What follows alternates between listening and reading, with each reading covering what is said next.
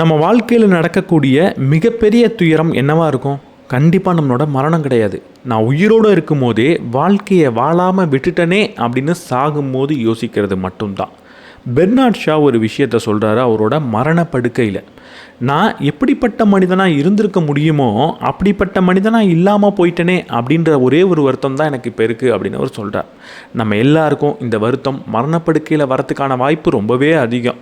நாட்கள் வாரங்களாக கடந்து ஓடுது, வாரங்கள் மாதங்களாக கடந்து ஓடுது, மாதங்கள் வருடங்களாக ஓடிக்கிட்டே இருக்குது. ஒவ்வொரு நாளும் எப்படி போகுதுன்னே தெரியாமல் ஓடிக்கிட்டு இருக்கு. நம்ம வாழ்க்கையை நடத்திக்கிட்டு இருக்கோமா இல்லை வாழ்க்கை நம்மளை நடத்திக்கிட்டு இருக்கா அப்படின்ற கேள்வி நம்ம எல்லாருக்குள்ளேயும் இருக்கும். அப்போ வாழக்கூடிய வாழ்க்கையை எப்படி அர்த்தமுள்ள ஒரு வாழ்க்கையாக வாழ்கிறது? என்ன செஞ்சால் நான் சாகும்போது பெருசாக வருத்தப்பட மாட்டேன், எனக்குள்ளே எந்த ஒரு ரிக்ரெட்டும் இருக்காது? சிம்பிளான விஷயத்தை நீங்கள் செஞ்சாலே போகிறோம். பெருசாக ஏதோ ஒரு விஷயத்தை நீங்கள் செய்யணுன்ற அவசியம் கிடையவே கிடையாது. அப்படிப்பட்ட சின்ன சின்ன விஷயங்களை ஒரு 101 விஷயங்களை சொல்லியிருக்கு who will cry when you டைன்ற இந்த புத்தகத்தில். இன்றைக்கி இந்த வீடியோவில் ராபின் சர்மா எழுதின who will cry when you டைன்ற புத்தகத்துலேருந்து நான் தெரிஞ்சுக்கிட்ட பல விஷயத்தை உங்களோட ஷேர் பண்ணிக்க போகிறேன். நம்ம சேனலுக்கு நீங்கள் புதுசாக இருந்தீங்கன்னா நான் படிக்கிறதுலேயே சிறந்த புத்தகத்தை வாரம் 2 முறை உங்கள் கூட பகிர்ந்துப்பேன். அது உங்களுக்கு பயனளிக்கும்னு நினச்சிங்கன்னா நம்ம சேனலுக்கு சப்ஸ்கிரைப் பண்ணிவிட்டு பெல் பட்டனை ப்ரெஸ் பண்ணிவிடுங்க.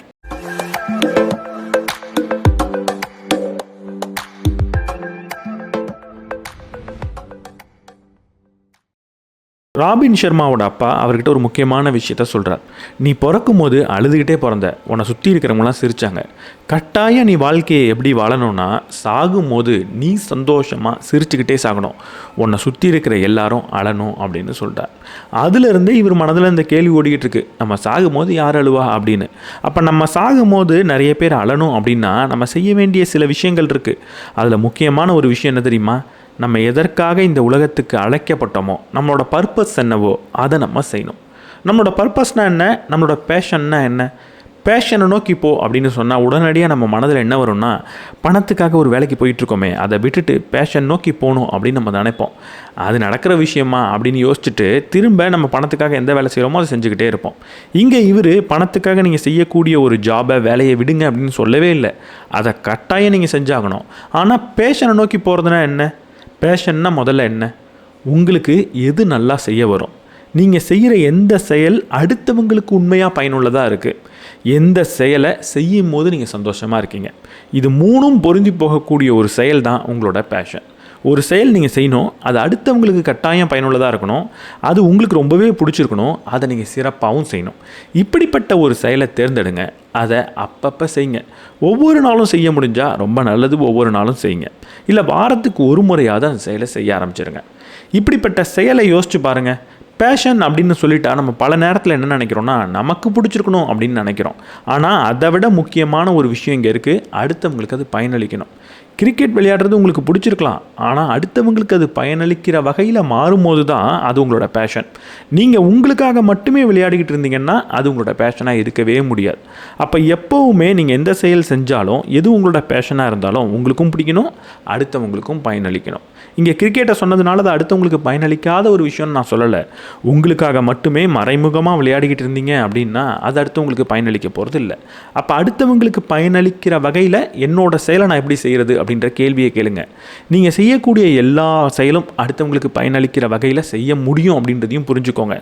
அந்த வகையை கண்டுபிடிச்சி அந்த வகையில் செய்யுங்க, அதை தொடர்ந்து செய்யுங்க. அது கண்டிப்பாக உங்கள் வாழ்க்கையில் நம்ம வாழ்க்கையை நல்லா தான் வாழ்ந்துக்கிட்டு இருக்கோன்ற ஒரு உணர்வை கொடுக்கும். சொல்லப்போனால் காலப்போக்கில் அதுவே உங்களுக்கு நிறைய பணத்தை கொடுக்கும். பணத்துக்காக மட்டுமே எந்த ஒரு செயலும் நீங்கள் செய்ய வேண்டிய தேவையும் இல்லாமல் போகும். ஒவ்வொரு நாள் காலையிலையும் கட்டாயம் இந்த ஒரு விஷயத்தை உங்களுக்கு நீங்களே ஞாபகப்படுத்திக்கோங்க. இதை தொடர்ந்து செய்யவும் செய்யுங்க. இந்த ஒரு விஷயத்தை செஞ்சிங்கன்னா உங்கள் வாழ்க்கை அர்த்தமுள்ள வாழ்க்கை தான் அப்படின்றத நீங்கள் ஏற்றுப்பீங்க. அந்த ஒரு விஷயம் என்ன? காலையில் எழுந்த உடனே ஒரே ஒரு விஷயத்தை உங்கள்கிட்ட சொல்லிக்கோங்க, இன்றைக்கி நான் முன்பின் தெரியாத ஒரே ஒரு நபர்கிட்டையாவது அன்பாக நடந்துக்கணும், என்னோடய அன்பை நான் காட்டணும், கனிவாக நடந்துக்கணும் அப்படின்ற ஒரு உறுதிமொழியை ஒவ்வொரு நாள் காலையிலையும் எடுங்க. இரவு தூங்குறதுக்கு முன்னாடி இன்றைக்கி எந்த முன்பின் தெரியாத ஒரு நபர்கிட்ட என்னோடய அன்பை நான் காட்டினேன், கனிவாக நடந்துக்கிட்டேன் அப்படின்றத யோசித்து பாருங்கள். இங்கே அன்பாக நடந்துக்கிறதுனா என்ன? நீங்கள் பணத்தை செலவு பண்ணி ஏதாவது ஒரு செயலை அடுத்தவங்களுக்காக செஞ்சால் மட்டும்தான் அன்பை வெளிப்படுத்துறது அப்படின்றது கிடையவே கிடையாது. ரொம்ப சிம்பிளான ஒரு விஷயம். அடுத்தவங்களை பார்த்து ஸ்மைல் பண்ணுறது கூட அன்பு தான். ஒரு நபர் கஷ்டப்பட்டுக்கிட்டு இருக்காரு, அவரோட தோலை போய் தட்டி கொடுத்துட்டு உண்மையாக உங்களோட அன்பை வெளிப்படுத்தினீங்கன்னா அதுவும் அன்பு தான். இல்லை அதை விட சின்ன விஷயம், யாரோ ஒரு நபர் கஷ்டப்படுறார், அவர்கிட்ட போய் உங்களால் எதுவுமே செய்ய முடியல, ஆனால் அவரை பார்த்து உங்களோட மனதில் நீங்கள் அன்பை செலுத்தினா கூட அது அன்பு தான். இங்கே நான் சொன்னது கொஞ்சம் செல்ஃபிஷான விஷயம்தான். எப்போ நீங்கள் அன்பை அடுத்தவங்கள்ட்ட கடத்துறீங்களோ அவங்களுக்கு அது ஒரு ஆறுதலாக இருக்கும். சில சமயம் உங்களால் கடத்த முடியல அப்படின்னா என்றைக்காவது ஒரு நாள் நீங்கள் கடத்த தேவையில்லை, உங்களுக்குள்ளேயாவது அந்த நபரை நினச்சி ஒரு அன்பை உணர்ந்துக்கோங்க. அது உங்களுக்கு பயனுள்ளதாக இருக்கும். எப்போவுமே அன்பை அடுத்தவங்களுக்கு கொடுக்குறப்போ நம்மளை ஒரு விதமான மனிதனாக அது மாற்றும். அப்போ அன்பை கடத்த முடியாத நாட்களில் அந்த அன்பை உணர்ந்தாலே அப்படிப்பட்ட மனிதனாக நீங்கள் மாறிக்கிட்டே வருவீங்க. தொடர்ந்து ஒவ்வொரு நாளும் ஏதாவது ஒரு நபருக்கு காரணமே இல்லாமல் நான் அன்பை செலுத்தினேன் அப்படின்ற ஒரே ஒரு செயலே வாழ்க்கையோட முடிவில் என் வாழ்க்கையில் அர்த்தம் இருந்திருக்கு அப்படின்ற உணர்வை கொடுக்கும். ஒரு சின்ன கதையை கேளுங்க. 2 பேர் ரொம்ப கொடுமையான வியாதினால் ஹாஸ்பிட்டலில் அட்மிட் ஆகுறாங்க. 2 பேரும் பக்கத்து பெட்டில் இப்போ படுத்துக்கிட்டு இருக்காங்க. ஒருத்தவருக்கு லக்கீலி பக்கத்தில் ஒரு ஜன்னல் இருக்குது, இன்னொருத்தவருக்கு ஜன்னலே கிடையாது, அவருக்கு பக்கத்தில் அவர் படுத்துக்கிட்டு இருக்கார். இந்த 2வது நபர் ஜன்னல் இருக்கக்கூடிய நபர்கிட்ட பேச்சு கொடுத்துக்கிட்டே இருக்கார். ஜன்னலுக்கு வெளியில் என்ன இருக்குது எனக்கு கொஞ்சம் சொல்ல, வெளியே என்னால் பார்க்க முடியல, என்னால் எந்திரிச்சு நடக்கக்கூட முடியல, இங்கே படுக்கையாக இருக்கேன், நீ ஜன்னலுக்கு வெளியில் என்ன இருக்குன்னு பார்த்து எனக்கு சொல்ல அப்படின்னு ஒவ்வொரு நாளும் கேட்டுக்கிட்டு இருக்கார். இந்த ஜன்னல் பக்கத்தில் இருக்கக்கூடிய நபர் வெளியே இருக்கிற விஷயங்களை பார்க்குறார். பார்த்து ஒவ்வொரு விஷயத்தையும் வர்ணித்து சொல்லிக்கிட்டு இருக்கார். வெளியே ஒரு பூங்கா இருக்குது, சின்ன சின்ன குழந்தைகள் விளையாடிக்கிட்டு இருக்காங்க, ஒரு நீல கலரில் ஒரு பறவை தினமும் வந்துட்டு போகுது, அந்த பறவை ஏதோ ஒரு பொருளை இப்போ சாப்பிட்டுக்கிட்டு இருக்கு, குழந்தைகள் பட்டம் விட்டுக்கிட்டு இருக்காங்க, ரொம்ப சந்தோஷமாக இருக்காங்க, நிறைய மரம் இருக்குது, ரொம்ப நிழலான பகுதி இருக்குது, வயதான கப்புள்ஸ்லாம் வந்துட்டு போகிறாங்க, பார்க்குறதுக்கே ரொம்ப நல்லா இருக்குது அப்படின்னு சொல்லிக்கிட்டே இருக்கார் ஒவ்வொரு நாளும். சில நாள் என்ன பண்ணுறாருன்னா ஒரு பெயிண்டிங் ப்ரஷ் எடுத்து ஒரு கேன்வாஸில் அதை வரைஞ்சும் இருக்கு காட்டுறாரு, இப்படி தான் வெளியே இருக்குது பாரு அப்படின்னு.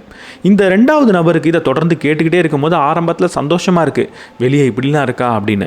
ஆனால் காலம் போக போக அது ரொம்ப பெரிய ஒரு வருத்தத்தை கொடுக்க ஆரம்பிக்குது. நம்மளால் பார்க்க முடியல, இவன் மட்டும் தினமும் பார்த்து ரசிச்சுக்கிட்டு இருக்கானே அப்படின்னு பொறாமப்பட ஆரம்பிக்கிறார். அவர் மேலே ஒரு வெறுப்பையும் வளர்த்துக்க ஆரம்பிக்கிறார். ஒரு நாள் இரவு அந்த ஜன்னலுக்கு பக்கத்தில் இருக்கக்கூடிய அந்த நபருக்கு ஹார்ட் அட்டாக் வருது. அப்போ உடனடியாக இந்த பக்கத்தில் படுத்திருக்கக்கூடிய நபர் ஒரு ஃபோன் பண்ணியிருந்தாலோ இல்லை ஒரு அலாம் பட்டனை ப்ரெஸ் பண்ணியிருந்தாலோ உள்ள ஆள் வந்து அவரை காப்பாற்றிருப்பாங்க. அந்த நேரத்தில் என்ன நினச்சாரோ தெரியல, இவன் மட்டும் தினமும் வெளியே பார்த்து ரசிச்சுக்கிட்டு இருக்கான்ல, இவன் செத்தாலும் பரவாயில்ல அப்படின்னு விட்டுடுறாரு. எந்த ஒரு நபரையும் அவர் கூப்பிடலை, எந்த ஒரு பட்டனையும் ப்ரெஸ் பண்ணல. அடுத்த நாள் காலையில் அவர் இறந்துட்டார். அவரை வெளியவும் தூக்கிட்டு போயிட்டாங்க. இப்போ இவர் கேட்குறாரு, என்ன அந்த ஜன்னல் இருக்கக்கூடிய சீட்டுக்கு மாற்றிடுறீங்களா, ஜன்னல் இருக்கக்கூடிய அந்த பெட்டுக்கு மாற்றிடுறீங்களா, நான் வெளியே பார்க்கணுன்னு ரொம்ப ஆசைப்பட்றேன் அப்படின்னு சொல்கிறார். எல்லாரும் சரின்னு இவரை அந்த ஜன்னல் இருக்கக்கூடிய அந்த பெட்டுக்கும் மாற்றிடுறாங்க. இப்போ ரொம்ப சந்தோஷமாக அந்த ஜன்னல் வெளியில் நம்மளாலையும் இப்போ பார்க்க முடியும், அங்கே இருக்கக்கூடிய எல்லா விஷயத்தையும் நம்மளால் ரசிக்க முடியும் அப்படின்னு சந்தோஷப்படுறார். வெளியவும் பார்க்குறார். வெளியே ஒன்றுமே இல்லை, அந்த ஜன்னலுக்கு வெளியில் ஒரே ஒரு செவுரு மட்டும்தான் இருந்திருக்கு. இப்போ தான் இவர் ஒரு விஷயத்தை புரிஞ்சுக்கிறார். ஜன்னலுக்கு வெளியில் என்ன இருக்குது அப்படின்றது வெளியே இருக்கிற பொருள்னால் அமைக்கப்படுறதே கிடையாது. அது நமக்குள்ளே என்ன இருக்குன்றதை பொறுத்து தான் நம்ம பார்க்குறோம் அப்படின்றத புரிஞ்சுக்கிறார். வாழ்க்கை அழகானதாக தெரியணுன்னா வாழ்க்கை அழகானதாக இருக்கணுன்ற அவசியம் பல நேரத்தில் கிடையாது. உங்கள் வாழ்க்கையில் இப்போ என்ன இருக்கோ அதையே உங்களால் அழகானதாக பார்க்க முடியும் எப்போ உங்களுக்கு அன்பு இருக்கோ. அப்போ வாழ்க்கையில் எனக்கு இது இல்லை அது இல்லைன்னு சொல்கிறதுக்கு பதிலாக அன்புன்ற ஒரு விஷயத்தை வளர்த்துக்கிட்டிங்கன்னா எல்லாத்தையும் உங்களால் அழகாக பார்க்க முடியும். அப்போ வாழ்க்கையை அழகாக்குறதுக்கு ஒரு நல்ல பார்வை தான் தேவையே தவிர அழகான வாழ்க்கைன்றது தேவை கிடையாது. ஏன்னா எந்த ஒரு வாழ்க்கையையும் உங்களால் அழகாகவும் பார்க்க முடியும், எந்த ஒரு வாழ்க்கை எல்லாம் கிடச்சதுக்கு அப்புறமும் கூட இல்லாத விஷயத்தை உங்களால் பார்க்க முடியும். எல்லாம் கிடச்சிருச்சு அப்படின்ற ஒரு நிகழ்வு கிடையவே கிடையாது. அப்படிப்பட்ட நிகழ்வு எப்போ நடக்கும்னா எல்லாம் என்கிட்ட இருக்குன்னு நம்பக்கூடிய ஒரு பார்வை இருக்கிறப்ப மட்டும்தான். உலகத்தையே தூக்கி தலையில் வச்சாலும் இல்லாத விஷயன்றதை ஏதாவது ஒன்றுத்தை நீங்கள் உருவாக்கிக்க முடியும். அப்போது பார்வையை மாற்றிக்கோங்க, உலகத்தை அழகாக பார்க்க ஆரம்பிங்க, அதற்கு ஒரு நல்ல அன்பை உள்ளே வச்சுக்கோங்க. இந்த விஷயம் இருந்தாலே மரணப்படுக்கையில் நம்ம ஏன் ஏதோ ஒரு விஷயத்தை செய்யலையேன்னு வருத்தப்பட போகிறோம். வாழ்க்கை அழகானதாக மாறணும்னா சிம்பிளான ஒரு விஷயத்தை செய்யணும். அது என்ன தெரியுமா? உங்களுக்கு கடினம்னு தோணக்கூடிய செயல்களை செய்ய நீங்கள் கற்றுக்கணும், அதை நீங்கள் தொடர்ந்து செய்யணும். லைஃப்பில் நல்ல விஷயம் எல்லாமே பார்க்குறதுக்கு கடினமானதாக தான் நமக்கு தோணும். காலையில் சீக்கிரம் எழுந்திரிக்கிறது கஷ்டமாக தான் இருக்கும், எக்ஸசைஸ் பண்ணுறது கஷ்டமாக தான் இருக்கும். ஒரு சேலடை சாப்பிட்றது கஷ்டமாக தான் இருக்கும். டிஸ்ட்ராக்ஷன் இல்லாமல் இருக்கிறது கஷ்டமாக தான் இருக்கும். ஒரு வேலையை செஞ்சு முடிக்கிறது கஷ்டமாக தான் இருக்கும். ஒரு நபர்கிட்ட போய் உட்காந்து பேசுறது கஷ்டமாக தான் இருக்கும். இப்படிப்பட்ட கடினமான செயல்களை செய்யும் போது தான் வாழ்க்கை அழகானதாக மாறுது. அப்போ கடினமான ஒரு விஷயத்தை நேசிக்கக்கூடிய ஒரே ஒரு பண்பு உங்களுக்கு வாழ்க்கையை அழகாக மாற்றி கொடுத்துரும். ஒவ்வொரு நாளும் ஒரே ஒரு விஷயத்தை ஞாபகம் வச்சுக்கோங்க. இன்றைக்கி குறைஞ்சது ஒரு 3 கடினமான விஷயத்தை நான் செஞ்சாகணும். ஒன்று எக்ஸசைஸாக இருக்கலாம், ஒன்று அதிகாலையில் எந்திரிக்கிறதா இருக்கலாம், இன்னொன்று உங்கள் வேலை சார்ந்ததாக இருக்கலாம். நான் செய்ய வேணான்னு நினைக்கக்கூடிய ஏதாவது ஒரு செயலையாவது இல்லை ஒரு 3 செயலையாவது நான் இன்றைக்கி செஞ்சாகணும். இதை செய்யணுமா அப்படின்னு பார்த்தா எனக்கு பயமாக இருக்கக்கூடிய, செய்கிறதுக்கு ரொம்ப கஷ்டம்னு நான் நினைக்கக்கூடிய ஏதாவது ஒரு 3 இல்லை 5 செயலை நான் செய்யணும் அப்படின்ற ஒரே ஒரு முடிவெடுங்க. காலப்போக்கில் வாழ்க்கையை திரும்பி பார்த்தா நான் ரொம்ப நல்ல ஒரு வாழ்க்கையை வாழ்ந்திருக்கனே அப்படின்னு தோணும். எப்போவுமே இந்த கடினத்தன்மையை அவாய்ட் பண்ணிவிட்டு கம்ஃபர்ட்லேயே இருந்தால் அந்த வாழ்க்கை அழகாக இருக்க போகிறது கிடையாது. கடினமான விஷயத்தை தேர்ந்தெடுத்து நேசித்து செஞ்சு பாருங்கள். வாழ்க்கையை திரும்பி பார்க்குறப்ப ரொம்ப நல்ல வாழ்க்கையாக தெரியும். பல நேரத்தில் நம்ம வாழ்க்கை உண்மையாக நல்ல வாழ்க்கையாக தான் இருக்குது, ஆனால் அதை நம்ம நோட்டீஸ் பண்ணுறதில்ல, அப்படியே கடந்து போய்கிட்டே இருக்கும். அப்போ வாழ்க்கை நல்ல வாழ்க்கையாக தான் இருக்குது அப்படின்றத நோட்டீஸ் பண்ணுறதுக்கு நம்ம என்ன செய்யணும்? ஒரு ஜேர்னலை கையில் வச்சுருக்கணும். தொடர்ந்து எழுதக்கூடிய ஒரு பண்பை வளர்த்துக்கணும். ஒவ்வொரு நாள் இரவும் இன்றைக்கி வாழ்க்கையில் என்ன நடந்தது, என்ன நான் கற்றுக்கிட்டேன், எதை நான் மாற்றிக்கணும், வாழ்க்கையை பற்றின பார்வை எனக்கு என்ன கிடச்சிது அப்படின்றத எழுதி பாருங்கள். இந்த விஷயத்தை தொடர்ந்து நீங்கள் எழுதிக்கிட்டே வந்தீங்க அப்படின்னா வாழ்க்கை எவ்வளவு அழகானது அப்படின்றத கட்டாயம் நீங்கள் புரிஞ்சுப்பீங்க. என்றைக்காவது ஒரு நாள் வாழ்க்கை சலிப்பு தட்டுது அப்படின்னா திரும்ப அந்த ஜேர்னல் எடுத்து படித்து பாருங்கள். உங்கள் வாழ்க்கையில் எவ்வளவு விஷயத்தை நீங்கள் கடந்து வந்திருக்கீங்க அப்படின்றத அதை காட்டும். இந்த ஜேர்னல் எழுதுறது நமக்கு என்ன கொடுக்கும்? ரொம்ப சிம்பிள். நான் யாருன்ற அவேர்னஸை, ஒரு விழிப்புணர்வை அது எனக்கு கொடுக்கும். என்னோடய இன்டென்ஷன் என்ன, என்னோடய நோக்கம் என்ன அப்படின்றத எனக்கே அது புரிய வைக்கும். சில சமயம் நம்மளோட நோக்கமே தெரியாமல் ஆசையை நோக்கி ஓடிக்கிட்டு இருப்போம். ஆனால் எப்போ எழுதி பார்க்குறோமோ அப்போ தான் அந்த ஆசைக்கு பின்னாடி இருக்கக்கூடிய உண்மையான நோக்கம் தெரியும். நோக்கத்தை பார்த்ததுக்கப்புறம் தான் உண்மையாக அது நமக்கு தேவையா, இல்லை வேறு ஏதாவது ஒரு தவறான காரணத்துக்காக எது பின்னாடியோ தேவையில்லாமல் ஓடிக்கிட்டு இருக்கோமா அப்படின்றதே நமக்கு தெரிய வரும். இது எல்லாத்த விட நீங்கள் எப்படி வளர்ந்து வரீங்கன்றது அது உங்களுக்கு கட்டாயம் காட்டும். 5 வருஷத்துக்கு முன்னாடி நான் என்ன வேணும்னு நினச்சேன், இப்போ என்ன வேணும்னு நினைக்கிறேன். 5 வருஷத்துக்கு முன்னாடி ஏதோ ஒன்று வேணும்னு நினச்சேன், அது கிடச்சிட்டா வாழ்க்கையே முடிஞ்சிருச்சு, வாழ்க்கையில் எல்லாம் கிடச்சிரும் அப்படின்னு நான் நம்பிக்கிட்டு இருந்தேன். இன்றைக்கி அது கிடச்சதுக்கு அப்புறமும் கூட வாழ்க்கையில் ஒரு திருப்தி இல்லை, வேறு ஏதோ ஒன்று வேணும்னு நினைக்கிறேன் அப்படின்றதெல்லாம் பார்க்க முடியும். இந்த விஷயத்தை தொடர்ந்து எழுதி நீங்கள் பார்த்து பாருங்கள். வாழ்க்கை எவ்வளவு அர்த்தமுள்ளதாக மாறுது. வாழ்க்கை முடியும் போது உங்களுக்கு ரிக்ரெட்ன்றது வராது. வாழும் போதே அதை கொஞ்சம் கொஞ்சமாக சரி செஞ்சு அந்த ரிக்ரெட்டை நீங்கள் குறைச்சிப்பீங்க. ஒரு சிம்பிளான ஒரே ஒரு விஷயத்தை முடிவெடுத்துக்கோங்க. அது என்னென்னா, நான் நேர்மையாக இருக்க போகிறேன் அப்படின்ற முடிவு எடுத்துக்கோங்க. யாருக்காகவும் யாரையும் இம்ப்ரெஸ் பண்ணுறதுக்காகவோ, இல்லை யாரும் மனது நோகக்கூடாது அப்படின்றதுக்காகவோ, இல்லை எனக்கு ஏதோ ஒன்று கிடைக்கணும் அப்படின்றதுக்காகவோ, இல்லை அடுத்தவங்க என்ன நினைப்பாங்க அப்படின்ற பயத்தினாலவோ என்னோட நேர்மையை மட்டும் நான் விட்டு கொடுக்க மாட்டேன் அப்படின்ற ஒரே ஒரு முடிவெடுங்க. அடுத்தவங்க மனதை காயப்படுத்தணுன்ற நோக்கத்துக்காகவே பேசப்பட்ட வார்த்தைகள் தான் தப்பே தவிர, நான் நேர்மையாக பேசக்கூடிய ஒரு வார்த்தை இன்னொரு நபரை காயப்படுத்துது அப்படின்னா அவர் தான் ஏதோ ஒரு விஷயத்தை சரி செஞ்சுக்கணும் அப்படின்னு தான் அர்த்தம். எப்போ நான் தொடர்ந்து நேர்மையாக இருக்கணும், உண்மையாக இருக்கணும், மனதில் பட்டதை வெளியே பேசுகிறனோ அப்போ நான் வாழ்ந்ததாக உணர்வேன். பல நேரத்தில் நான் வாழவே இல்லை அப்படின்னு நினைக்கிறதுக்கு காரணம் என்ன தெரியுமா? அடுத்தவங்களுக்காகவே ஏதோ ஒன்று செஞ்சு ஒரு முகமூடிக்கு பின்னாடியே வாழ்ந்துக்கிட்டு இருந்தால் சாகும்போது நமக்கு என்ன தோணும்? நம்ம உண்மையாகவே வாழலை, அடுத்தவங்களுக்கான முகமுடியை தான் போட்டுக்கிட்டு இருந்தோம் அப்படின்னு தானே தோணும். இல்லைன்னா என்னை சுற்றி இருக்கக்கூடிய மனிதர்கள் எல்லாம் என்னோடய முகமூடிக்காக தான் என் கூட இருக்காங்க, எனக்காக யாருமே இல்லையே அப்படின்னு தானே தோணும். அப்போ நேர்மையாக இருந்து பாருங்கள், உண்மையை பேசி பாருங்கள், மனதில் பட்ட மாதிரி நடந்துக்கோங்க. அடுத்தவங்களை காயப்படுத்தக்கூடாது அப்படின்ற ஒரு எண்ணம் இருக்கணுமே தவிர காயப்படுத்திடுவோமோ அப்படின்ற பயம் இருக்கக்கூடாது. காயப்படுத்திடக்கூடாதுன்ற ஒரு அன்புனால நீங்கள் செயல் செஞ்சீங்கன்னா அப்போ உண்மையாக யாரையும் காயப்படுத்த போகிறதில்ல. அங்கே நேர்மையாக இருக்க முடியும், அங்கே உண்மையாக இருக்க முடியும். தொடர்ந்து நேர்மையாக இருக்கக்கூடிய மனிதர்கள் சாகும்போது பெருசாக நான் இப்படி இருந்துட்டனே அப்படின்னு வருத்தப்படுறது கிடையாது. வாழ்க்கையில் வருத்தம் எப்போ ஏற்படும்னா, எப்போ கடந்த காலத்தில் ஏதோ ஒரு விஷயத்தை நான் செஞ்சுட்டேன், அது தப்பாக போயிடுச்சு அப்படின்னு நான் நிகழ்காலத்துலேருந்து பார்த்துக்கிட்டே இருக்கணும். அப்போ தான் வருத்தம் ஏற்படும். அதாவது வருத்தம் எப்போ ஏற்படும்னா, ஏதோ ஒரு நிகழ்வு நடந்துச்சு, அதை என்னால் மாற்றவே முடியாதே அப்படின்னு நான் யோசிக்கும் போது மட்டும்தான் வருத்தம் ஏற்படும். அப்போ வருத்தப்படக்கூடாதுன்னா ஒரு சிம்பிளான விஷயத்தை செய்யலாம். ரொம்ப டைரெக்டான விஷயம்தான். கடந்த காலத்தை பற்றி பெருசாக யோசிக்காதீங்க. கடந்த காலத்தில் தவறு பண்ணியிருந்தா அதை பற்றி கவலைப்படாதீங்க. கடந்த காலத்தில் தவறு பண்ணியிருந்தா அதுலேருந்து செய்ய வேண்டிய ஒரே ஒரு விஷயம் பாடத்தை கற்றுக்கிட்டு எதிர்காலத்தை நோக்கி போகிறது தான். கடந்த காலத்தில் இப்படி நடந்துடுச்சு அப்படின்னு உட்காந்து வருத்தப்படுறதுனால கடந்த காலமும் மாறப்போகிறது இல்லை, எதிர்காலமும் வீணாக போகுது. அப்போ நம்மளால் செய்ய முடிஞ்ச சிறப்பான செயல் கடந்த காலத்தில் தவறு பண்ணியிருந்தா அது தவறுன்னு தெரிஞ்சதுக்கப்புறம் அதுலேருந்து பாடத்தை கற்றுக்கிட்டு இதுக்கப்புறம் அதை செய்யாமல் இருக்கணும், இல்லை நல்ல செயல்களை செய்ய ஆரம்பிக்கணும். கடந்த காலத்தை பற்றி யோசிக்கிறத நிறுத்தினீங்கன்னா கவலைகள்ன்றது கட்டாயம் குறையும். அந்த கவலைகள் நிகழ்காலத்திலே குறையிறதுனால சாகும் போது உட்காந்து நம்ம கவலைப்பட மாட்டோம். வாழ்க்கை அழகானதாக இருக்கணும்னா ஒவ்வொரு நாளும் அழகானதாக இருக்கணும். அப்போ ஒவ்வொரு நாளும் அழகானதாக இருக்கணும்னா நம்ம என்ன செய்யணும்? ஒவ்வொரு நாளையும் தொடங்கும் போது ரொம்ப அற்புதமான வகையில் நம்ம தொடங்கணும்னா அந்த நாள் கண்டிப்பாக நல்லதாக தான் இருக்கும். அதிகாலையில் எந்திரிக்கிற ஒரு பழக்கத்தை வளர்த்துக்கோங்க. எல்லாரும் தூங்கும் போது நீங்கள் எந்திரிக்கிற ஒரு பழக்கத்தை வளர்த்துக்கோங்க. முதல் 2 மணி நேரத்தை உங்களுக்காக மட்டுமே கொடுங்க. அதில் முதல் 1 மணி நேரம் உங்களோட மனதுக்காகவும் அடுத்த 1 மணி நேரம் உங்களோட உடம்புக்காகவும் நீங்கள் கொடுத்தீங்கன்னா அந்த நாள் கட்டாயம் நல்லதாக இருக்கும். காலையில் எந்திரிச்ச உடனே இன்றைக்கி நான் என்னெல்லாம் செய்யணும் அப்படின்றத பற்றி யோசிங்க. எதெல்லாம் என்னோட வாழ்க்கையில் ரொம்ப முக்கியம் அப்படின்றத பற்றி யோசிங்க. எதெல்லாம் நான் பாடமாக கற்றுக்கிட்டு செய்யக்கூடாதுன்னு நினைக்கிறேன் அப்படின்றத யோசிங்க. இப்போ ஜேர்னல் எழுதுறீங்க அப்படின்னா அதில் சில விஷயத்தை குறிப்பாக எழுதி வைங்க. கடைசி பக்கத்தில் அதில் என்ன இருக்கணும்னா ஒவ்வொரு நாளும் எனக்கு தான் ஞாபகப்படுத்திக்க வேண்டிய விஷயம் அப்படின்றதா இருக்கணும். அதாவது என்னோடய வாழ்க்கைக்கு என்னோட குறிக்கோளுக்கு எது அத்தியாவசியம் அப்படின்றத எழுதி வச்சுக்கோங்க. எதை நான் செய்யவே கூடாதுன்னு நினைக்கிறேன் அப்படின்றத எழுதி வச்சுக்கோங்க. அதை ஒவ்வொரு நாள் காலையிலையும் உங்களுக்கு நீங்கள் ஞாபகப்படுத்திக்கோங்க. முதல் 1 மணி நேரத்தை இதற்காக செலவிடுங்க. அடுத்த 1 மணி நேரத்தை உடல் பயிற்சிக்காகவும் உங்கள் ஆரோக்கியத்திற்காகவும் நீங்கள் செலவிடுங்க. அதுக்கப்புறம் வாழ்க்கையை அது போக்கில் நீங்கள் வாழ்ந்தால் கூட வாழ்க்கை நல்லா தான் இருக்கும். முதல் 2 மணி நேரம் உங்களுக்கானதாக இருக்கணும். அதை அடுத்தவங்களுக்காக நீங்கள் வீணடிக்கக்கூடாது. ஒரு 90 வயது முதியவரோட ஒரு கதை இருக்குது. அந்த 90 வயது முதியவர் ரொம்ப சிறப்பாக வாள் செய்வாராம். உலகத்திலேயே அவரை மாதிரி ஒரு வாள் செய்யக்கூடிய நபர் கிடையவே கிடையாது.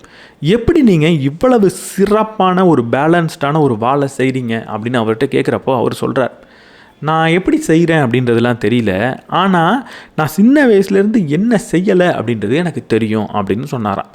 அதுதான் மிகப்பெரிய ரகசியம் அப்படின்னும் சொன்னாராம். அதாவது வாள் செய்கிறத தவிர வேறு ஏதாவது ஒரு வேலை எனக்கு வந்ததுன்னா அந்த வேலையை நான் செய்யவே மாட்டேன், அதனால தான் நான் வாள் சிறப்பாக செய்கிறேன் அப்படின்னு சொன்னாராம். அப்போ நீங்கள் ஒரு மாஸ்டர் ஆகணும், வாழ்க்கையில் ஏதாவது ஒரு விஷயத்தை சிறப்பாக செய்யணுன்னா உங்களோட வாழ்க்கைக்கு எது முக்கியமோ அது தவிர மற்ற எந்த ஒரு செயலையும் செய்யாமல் இருக்கிறது ரொம்ப முக்கியம். மற்ற எல்லாத்துக்கும் நோ சொல்கிறது ரொம்ப முக்கியம், முடியாதுன்னு சொல்கிறது ரொம்ப முக்கியம். அப்போ உங்கள் வாழ்க்கைக்கு எதெல்லாம் முக்கியம் அப்படின்றத தேர்ந்தெடுத்து எழுதி வச்சுக்கோங்க. அது சார்ந்த செயல்கள், அது சார்ந்த ஒரு ரெக்வஸ்ட் உங்களுக்கு வந்தால் அதை நீங்கள் செய்யுங்க. முக்கியமில்லாத செயல், முக்கியமில்லாத ஒரு விஷயத்துக்காக யாராவது ஒரு நபர் உங்களுக்கு ஒரு ரெக்வஸ்ட்டை கொடுக்குறாங்கன்னா முடியாது அப்படின்னு சொல்லி பழகுங்க. இந்த முடியாதுன்ற ஒரு வார்த்தை, நோன்ற ஒரு வார்த்தை உங்கள் வாழ்க்கையில் பல ரிக்ரெட்டை குறைக்கும்.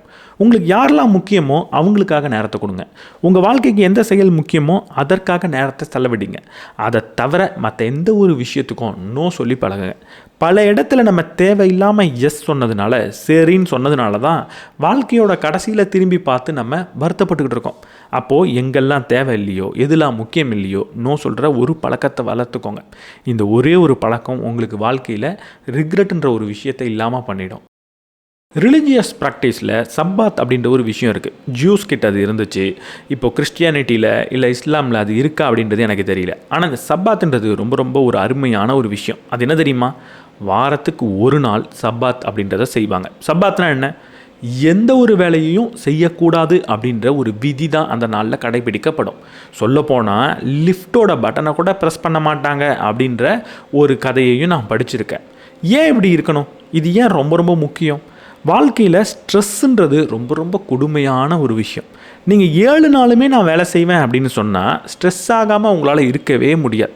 வாரத்துக்கு ஒரு நாள் ஓய்வுன்றது, முழுமையான ஓய்வுன்றது ஒரு மிகப்பெரிய ஸ்பிரிச்சுவல் ப்ராக்டிஸ். அதே நேரத்தில் ஒரு மிகப்பெரிய ப்ரொடக்டிவிட்டியையும் அது கொடுக்கும், ஆரோக்கியத்தையும் கொடுக்கும், சந்தோஷத்தையும் கொடுக்கும். வாழ்க்கையில் தேவையான அனைத்தையும் ஒரு நாள் வேலை செய்யாமல் இருக்கக்கூடிய செயல்ன்றது கொடுக்கும். உங்கள் ஆரோக்கியத்துக்கு தேவையான அனைத்து நலனையும் கொடுத்துரும், உங்கள் மனதுக்கு தேவையான அனைத்து நலனையும் கொடுத்துரும். இது ரெண்டும் நல்லா இருக்கிறப்போ உங்களோட ரிலேஷன்ஷிப் நல்லாயிருக்கும், நீங்கள் செய்யக்கூடிய வேலை நல்லாயிருக்கும், உங்களுக்கு நிறைய பணம் வந்து சேரும். அப்போ அனைத்தையும் கொடுக்கக்கூடிய ஒரு விஷயம் என்ன தெரியுமா? ஓய்வு. வாரத்துக்கு ஒரு நாள் கட்டாயம் நான் வேலை செய்ய மாட்டேன் அப்படின்ற முடிவை எடுத்துக்கோங்க. அந்த நாள் உங்கள் மனதுக்கு பிடிச்ச மாதிரி வாழ்ந்து பாருங்கள். அந்த ஒரு நாள் உண்மையான ஓய்வு எடுங்க. ஓய்வுனாலே நம்ம என்ன நினச்சிட்றோம்னா படுத்து தூங்குறது தான் நினைக்கிறோம். அது வெறும் ஒரு அசதி தான். உண்மையான ஓய்வு எப்படி இருக்கணும்னா உங்கள் மனதுக்கு பிடித்த மாதிரி ஒரு நாளை வாழ்கிறது தான். உங்களுக்கு எப்படி பிடிச்சிருக்கோ அப்படி ஒரு நாள் வாழுங்க. அந்த ஒரு நாள் தான் ஓய்வை கொடுக்கும். அது எல்லாத்தையும் உங்களுக்கு கொடுக்கும். உங்கள் வாழ்க்கையில் நடக்க போகிற மிக முக்கியமான ஒரு உரையாடல் யார் கூட தெரியுமா நடக்க போகுது? அது உங்களுக்கு ரொம்ப பிடித்த ஒரு நபரோ, இல்லை உங்களுக்கு வெற்றியை பெற்றுத்தரக்கூடிய ஒரு நபரோ, இல்லை உங்கள்கிட்டருந்து பாடம் கற்றுக்க போகிற ஒரு நபரோ கிடையாது. அது நீங்கள் மட்டும்தான். உங்கள் வாழ்க்கையில் உங்கள் கூட நீங்கள் பண்ணக்கூடிய உரையாடல் தான் இருக்கிறதுலையே ரொம்ப ரொம்ப முக்கியமான விஷயம். இன்றைக்கி ஒரே ஒரு நாள் நான் சொல்கிற ஒரே ஒரு விஷயத்தை செஞ்சு பாருங்கள். உங்கள் மனதில் நிறைய சிந்தனைன்றது ஓடிக்கிட்டே இருக்குது. சைக்காலஜியில் என்ன சொல்கிறாங்கன்னா 50,000லேருந்து 70,000 சிந்தனை ஒவ்வொரு நாளும் ஒரு மனிதனுக்கு வந்துக்கிட்டு இருக்குன்னு சொல்கிறாங்க. அப்போ சில சிந்தனைகளை மட்டும் கவனமாக கவனித்து அந்த ஒரு சில சிந்தனையில் உங்கள்கிட்ட என்னெல்லாம் இருக்குது அப்படின்றத பார்த்து அதுக்கு நன்றி சொல்லும் விதமாக அந்த சிந்தனையை வச்சுருந்து பாருங்கள். ஒரே ஒரு நாள் இதை செஞ்சு பாருங்கள். அந்த ஒரு நாள் உங்களுக்கு ரொம்ப பெரிய அமைதி கிடைக்கும், ஒரு நிம்மதின்றது கிடைக்கும். அப்போது உங்கள் கூட நீங்கள் என்ன பேசுகிறீங்கன்றதை பொறுத்து மட்டும்தான் உங்களோட எமோஷன் அப்படின்றது உருவாகுது. உங்களோட உணர்வுகள் அனைத்தும் வெளியே நடக்கக்கூடிய நிகழ்வுகளால் ஏற்படுறது கிடையாது.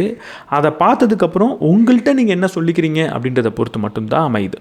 அப்போ தொடர்ந்து உங்கள் கூட ஒரு நேர்மறையான ஒரு பேச்சை நீங்கள் நடத்திக்கிட்டே இருக்கணும், ஒரு உரையாடலை நடத்திக்கிட்டே இருக்கணும். எல்லா நிமிடமும் இதை செய்ய முடியுமானா செய்ய முடியாமல் போகலாம். ஆனால் ஒவ்வொரு நாளும் ஒரு குறிப்பிட்ட நேரத்தை ஒதுக்கி அந்த நேரத்தில் உங்கள் கூடவே நீங்கள் நேர்மறையான ஒரு உரையாடலை பண்ணி பாருங்கள். அதுவே வாழ்க்கையை ரொம்ப சிறப்பான அர்த்தமுள்ள வாழ்க்கையாக மாற்றும்.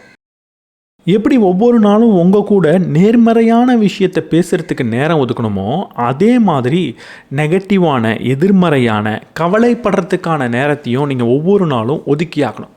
கவலைப்படுறதுக்கு நேரம் ஒதுக்கணுமா அப்படின்னு கேட்டிங்கன்னா, இந்த புத்தகத்தில் படித்ததுலேயே எனக்கு ரொம்ப பிடிச்ச என்னோடய சிந்தனையை தூண்டின ஒரு விஷயம் இதுவாக தான் இருக்கும். ஒவ்வொரு நாளும் நான் 6:30 to 7:30 மணி வரைக்கும், இல்லை 6:30 to 7 மணி வரைக்கும் நான் கவலைப்பட போகிறேன் அப்படின்னு சொல்லுங்கள். அதை தவிர மற்ற நேரங்களில் ஏதாவது ஒரு கவலை வந்ததுன்னா, கவலைக்குரிய சிந்தனை வந்ததுன்னா அதை கவனித்து சரி ஒரு 6:30 மணி போல் உட்காந்து நம்ம கவலைப்பட்டுக்கலாம் அப்படின்னு சொல்லி பாருங்கள். கேட்குறதுக்கு இது சிறுபிள்ளைத்தனமாக இருக்கும். 6:30 மணிக்கு மேலே கவலைப்பட்டுக்கிறேன் அப்படின்னு வரக்கூடிய கவலைகளை ஒத்தி வைக்கிறது.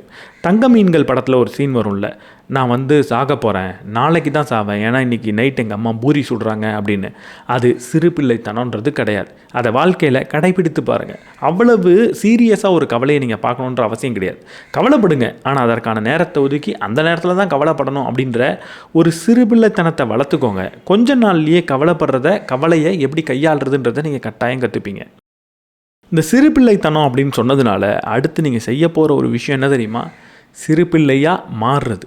இந்த உலகத்தில் வாழ்க்கையை சிறப்பாக வாழக்கூடிய நபர்கள் யாருன்னா கட்டாயம் குழந்தைகளாக தான் இருக்காங்க. ஏன் அவங்க சிறப்பான வாழ்க்கையை வாழ்கிறாங்க? ஏன்னா அவங்களுக்கு அடுத்தவங்களுக்காக இப்படி வாழணுன்ற தேவையே கிடையாது. அவங்களுக்கு அழ தோணுதுன்னா அழுதுருவாங்க, அவங்களுக்கு சிரிக்க தோணுனா சிரிப்பாங்க, ஒரு முட்டாள்தனமான கேள்வியை கேட்கணும்னு தோணுனா கவலையே படாமல் கேட்டுருவாங்க. அவங்களுக்கு தெரிஞ்ச விஷயத்தை பற்றி தைரியமாக அவங்க பேசுவாங்க. அவங்களுக்கு உள்ளேருந்து என்ன தோணுதோ அதை செஞ்சுட்டு போயிட்டே இருப்பாங்க. அவங்க அடுத்தவங்க இப்படி நினச்சிருவாங்க, இவங்க என்ன அப்படி நடத்திடுவாங்க அப்படின்றதுக்காகலாம் அவங்களோட எண்ணத்தை மாற்றிக்கக்கூடிய நபர்கள் கிடையாது. அவங்களுக்கு எப்படி தோணுதோ அப்படி வாழ்வாங்க. ஒவ்வொரு நாளும் விளையாடுவாங்க. அதே மாதிரி ஒரு குழந்தையாக மாறுங்க. ஒவ்வொரு நாளும் விளையாடுறதுக்கான நேரத்தை ஒதுக்குங்க. பிடிச்ச விளையாட்டை விளையாடுங்க. முட்டாள்தனமான கேள்விகளை ரொம்ப சந்தோஷமாக அடுத்தவங்கள்ட்ட கேளுங்க. உங்களுக்கு அழ தோணுதுன்னா அழுது பாருங்கள், சிரிக்க தோணுன்னா சிரித்து பாருங்கள். இந்த மாதிரி உங்கள் வாழ்க்கையை வாழ்ந்தீங்கன்னா நீங்களும் குழந்தையாக மாறிடுவீங்க. குழந்தையாக தான் நம்ம எல்லாரும் இருந்தோம். ஏதோ ஒரு கட்டத்தில் நம்மள்ட்ட யாரோ ஒரு நபர் நீ ஏன் இப்படி பிஹேவ் பண்ணுற அப்படின்னு கேட்டதுனால நம்ம மாற்றிக்கிட்டோம். இப்போ அதை நம்ம தூக்கி போட போகிறோம். இயற்கையாக நமக்கு எப்படி தோணுதோ அப்படி வாழ போகிறோம். ஒரு குழந்தையாக மாற போகிறோம். இப்படி வாழ்க்கையை வாழ்ந்தால் கடைசியில் நம்மளுக்கு கட்டாயம் ரிக்ரெட்ன்றது இருக்க போகிறது கிடையாது. இந்த உலகத்தில் இருக்கக்கூடிய அனைத்து புத்திசாலிகளும் புத்திசாலியாக மாறினதுக்கு ஒரே ஒரு காரணம் தான் இருக்குது. அந்த காரணம் என்ன தெரியுமா? எப்படியாவது அடுத்தவங்களோட வாழ்க்கையை நான் முன்னேற்றியாகணும் அப்படின்ற ஒரு வெறி அவங்கள்ட்ட இருந்ததுனால தான் அவங்க புத்திசாலியாக இருந்தாங்க. உங்களுக்கு புத்திசாலி மனிதர்களை பற்றி நீங்கள் கொஞ்சம் சொல்லுங்கள். அது ஒரு தாமஸ் ஆல்வா எடிசன் நீங்கள் சொல்லலாம், நிக்கோலஸ் டெஸ்லான்னு சொல்லலாம், ஏதோ மனிதர்களை நீங்கள் சொல்லலாம். ஆனால் கொஞ்சம் கவனித்து பார்த்தீங்கன்னா அவங்கள நீங்கள் புத்திசாலின்னு சொல்கிறதுக்கு என்ன காரணம்? அவங்க ரொம்ப பெரிய அறிவாளியாக இருந்ததுனால புத்திசாலின்னு சொல்கிறீங்களா? அப்போது ஊரில் திருடக்கூடிய, ஏமாற்றக்கூடிய நிறைய நபர்களும் அறிவாளியாக தான் இருக்காங்க. அப்போ அவங்கள சொல்லாமல் உடனடியாக நமக்கு சப்கான்ஷியஸாக ஏன் ஒரு எடிசன், ஒரு ஐன்ஸ்டைன் பேர் ஞாபகத்துக்கு வருது? காரணம் என்னென்னா, அவங்களும் அறிவாளி, ஆனால் புத்திசாலியாக எப்போ மாறினாங்கன்னா அவங்களோட அறிவை அடுத்தவங்களுக்கு பயனளிக்கக்கூடிய வகையில் அவங்க செலவிட்டாங்க அப்படின்றத நம்ம பார்க்கும்போது தான் அவங்கள புத்திசாலின்னு சொல்கிறோம். அவங்கள தான் நம்ம ஞாபகம் வச்சுக்கிறோம். அப்போ வாழ்க்கையில் புத்திசாலித்தனத்தோடு நீங்கள் இருக்கணும், உங்களை அடுத்தவங்க ஞாபகம் வச்சுக்கணும். நீங்கள் இறந்து போகிறப்ப அவங்க அட்லீஸ்ட் வருத்தப்படணும்னா நீங்கள் என்ன செய்யணும்? எப்போவுமே அடுத்தவங்களுக்கு பயனளிக்கணும். நம்ம செய்யக்கூடிய செயல் நம்மளோட திறனை அடுத்தவங்களுக்கு பயனளிக்கும் வகையில் நான் செலவிடணும் அப்படின்னு நீங்கள் யோசித்தாலே போகிறோம். அதை தொடர்ந்து செஞ்சிங்கன்னா உங்களை அடுத்தவங்க மதிப்பாங்க, ஞாபகம் வச்சுப்பாங்க. இந்த உலகத்திலேயே ரொம்ப புனிதமான ஒரு இடம்னா அது என்னவாக இருக்கும்? கட்டாயம் நீங்கள் சொல்வீங்க அது ஒரு கோயிலாக இருக்கலாம் அப்படின்னு. கண்டிப்பாக கோவில்கள் ரொம்ப புனிதமான விஷயம்தான். ஆனால் இந்த உலகத்திலேயே சிறந்த கோவில் என்ன தெரியுமா? நம்மளோட உடம்பு தான். உங்களுக்கு கடவுள் நம்பிக்கை இருக்குது அப்படின்னு வச்சுப்போம். அப்போ நீங்கள் ஒரு கோயிலுக்கு போகிறீங்க அப்படின்னு வச்சுப்போம். அந்த கோயிலை எப்படி நீங்கள் நடத்துவீங்க? அங்கே போயிட்டு எச்சிட்டு போவீங்களா? அசுத்தப்படுத்துவீங்களா? அங்கே தகாத வார்த்தைகளை பேசுவீங்களா? இதெல்லாம் செய்யக்கூடாது அப்படின்னு நீங்கள் நினைப்பீங்க. ஏன்னா அது ஒரு கோவில், புனிதமான இடம் அப்படின்னு நீங்கள் நம்புறதுனால. ஆனால் அதை விட புனிதமான ஒரு இடம் தான் உங்களோட உடம்பு. ஆனால் அதை நம்ம அப்படி மதிக்கிறோமா? எப்போ நம்மளோட உடம்பை ஒரு கோவில் மாதிரி நம்ம மதிக்கிறோமோ, முக்கியமாக நம்பிக்கை இருக்கக்கூடிய ஒரு கோவில் மாதிரி மதிக்கிறோமோ, அப்போ தான் இந்த உடம்பு திரும்ப ஒரு நல்ல வாழ்க்கைன்ற பரிசை நமக்கு கொடுக்கும். வாழ்க்கை நல்லா இருக்கணும்னா சிம்பிளான ஒரு விஷயம் செய்யணும். அது என்னென்னா, நம்மளோட உடம்பை நம்ம நல்லா பார்த்துக்கணும். இதுதான் இருக்கிறதுலையே பேசிக்கான விஷயம். இந்த ஒரு விஷயத்தை விட்டுட்டு மற்ற எல்லாத்தையும் நீங்கள் அடைஞ்சாலும் கடைசியில் அடைஞ்ச விஷயங்களை வச்சு எதுவுமே பண்ண முடியல அப்படின்றத புரிஞ்சுப்பீங்க. உடம்பை பார்த்துக்காத அனைத்து மனிதர்களும் வாழ்க்கையில் ஏதோ ஒரு கட்டத்தில் மிகப்பெரிய வருத்தத்தை கட்டாயம் அடைவாங்க. அப்போ உங்கள் உடம்பை பார்த்துக்கிறதுக்கு என்ன பண்ண போகிறீங்க? தினமும் கொஞ்சம் உடற்பயிற்சி பண்ணுங்கள், ஒழுங்கான நேரத்தில் தூங்குங்க, நல்ல சாப்பாட்டை சாப்பிடுங்க, முதல்ல சொன்ன மாதிரி வாரத்துக்கு ஒரு நாளாவது ஓய்விடுங்க. இதை செஞ்சால் உடம்பு நல்லாயிருக்கும். உடம்பு நல்லா இருந்தால் வாழ்க்கை தானாக நல்லா மாறும். வாழ்க்கை தானாக நல்லா மாறும்போது தான் நமக்கு வருத்தங்கள் அப்படின்றது எதிர்காலத்தில் இல்லாமல் போகும். இன்றைக்கி இந்த உலகத்தில் இரைச்சல் இல்லாத இடமே கிடையாது. ஃபோன் எடுத்து பாருங்கள், அதில் ஃபுல்லாக இரைச்சல் இருக்குது. ஒரு இடத்துல போய் உட்காந்து பாருங்கள், அங்கேயும் இரைச்சல் இருக்குது. ஏதேதோ டிஸ்ட்ராக்ஷன் நமக்கு தொடர்ந்து வந்துக்கிட்டே தான் இருக்குது. நம்மளோட கவனத்தை சிதறடிக்கிறதுக்கு ஆயிரக்கணக்கான லட்சக்கணக்கான காரணங்கள் இன்றைக்கி சுற்றி இருக்குது.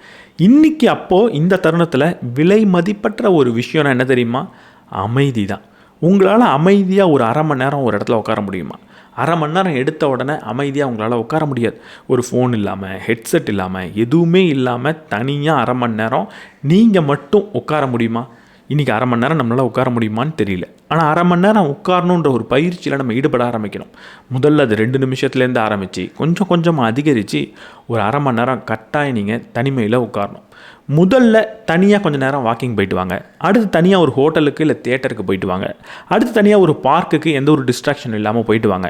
அதுக்கப்புறம் தனியாக ஒரு அறையில் உட்காந்து பயிற்சி பண்ணுங்கள். இந்த பயிற்சியை எப்போ பண்ணுறீங்களோ தனியாக உங்கள் கூட நீங்கள் உட்கார கற்றுப்பீங்க. இங்கே ரொம்ப முக்கியமான ஒரு விஷயம் இருக்குது. அமைதியாக இருக்கிறப்ப நான் ஜஸ்ட் அமைதியாக இருக்கேன் அப்படின்னு சொல்லிட முடியாது. நான் என் கூட இருக்கேன். அப்போ நான் ஏன் கூட இருக்கிறது எப்படின்றத கற்றுக்கிட்டேன்னா இந்த உலகத்தில் மற்ற எல்லா விஷயத்தையும் என்னால் செஞ்சு முடிக்க முடியும். அனைத்தும் சரியாக இல்லைனாலும் நான் தனியாக ஏன் கூட போய் இருந்துப்பேன். அப்போ வாழ்க்கை அழகானதாக என்னால் எனக்காக மாற்றிக்க முடியும். இந்த உலகத்திலே ரொம்ப புனிதமான ஒரு இடம் நம்மளோட உடம்புன்னு சொன்னேன். அதுக்கடுத்து ரொம்ப புனிதமான விஷயம் என்ன தெரியுமா? நம்ம பக்கத்து வீடு தான். நம்மளை சுற்றி எந்த மனிதர்கள் இருக்காங்கன்றது அவ்வளவு முக்கியமான விஷயம். உங்கள் வாழ்க்கையில் எப்படிப்பட்ட வாழ்க்கையை நீங்கள் வாழ போகிறீங்கன்றதை சொல்ல போகிறது யாருன்னா உங்கள் கூட இருக்கக்கூடிய நெருங்கிய 5 நண்பர்கள் தான். நீங்கள் எப்படிப்பட்ட 5 நபர்கள் கூட சேர்றீங்களோ அப்படிப்பட்ட வாழ்க்கை தான் உங்களுக்கு கட்டாயம் கிடைக்கும். அப்போ எதிர்காலத்தில் எனக்கு வருத்தன்றது இருக்கக்கூடாது அப்படின்னா அந்த வருத்தத்தை கொடுக்காத நண்பர்கள் உங்களுக்கு இருக்கணும். அந்த வருத்தத்தை கொடுக்காத செயல்களை செய்ய தூண்டக்கூடிய நபர்கள்ன்றது இருக்கணும். வருத்தம் தரக்கூடிய செயல்களை நீங்கள் செஞ்சால் கண்டிக்கக்கூடிய நபர்கள் உங்கள் கூட இருக்கணும். அப்போ அப்படிப்பட்ட நபர்களை தேர்ந்தெடுங்க. அவங்க கூட நேரத்தை செலவழிங்க. உங்கள் மீது உண்மையாக அன்பு வச்சுருக்கக்கூடிய நபர்கள் கூட மட்டும் நேரத்தை செலவழிங்க. உங்களை தொடர்ந்து யார் ஒரு நல்ல வழியில் கூட்டிகிட்டு போகிறான்றதை கவனிங்க. அவங்க கூட நேரத்தை செலவழிங்க. அப்படிப்பட்ட மென்டார்ஸை வச்சுக்கோங்க. அப்படிப்பட்ட நபர்கள் பேசுகிறத கேட்டுக்கிட்டே இருங்க. இப்படிப்பட்ட மனிதர்கள் உங்கள் கூட இருந்தாலே எதிர்காலத்தில் வருத்தன்றது கட்டாயம் காணா போகும். நல்ல லைஃப் வேணும்னா ஒரு முக்கியமான மைண்ட் செட் அப்படின்றது தேவை. ஏன்னா வாழ்க்கையில் தடைகள்ன்றது கட்டாயம் நிறைய வரும், பிரச்சனைகள் நிறைய வரப்போகுது, தடங்கள் நிறைய வரப்போகுது. இது இல்லாத ஒரு வாழ்க்கை தான் நல்ல வாழ்க்கைன்னு நீங்கள் ஒரு ஒப்பீனியன் வச்சுருந்தீங்கன்னா அப்படிப்பட்ட நல்ல வாழ்க்கை எங்கேயுமே உங்களுக்கு கிடைக்காது. நீங்கள் எங்கே போனாலும் அது கிடைக்க போகிறதே கிடையாது.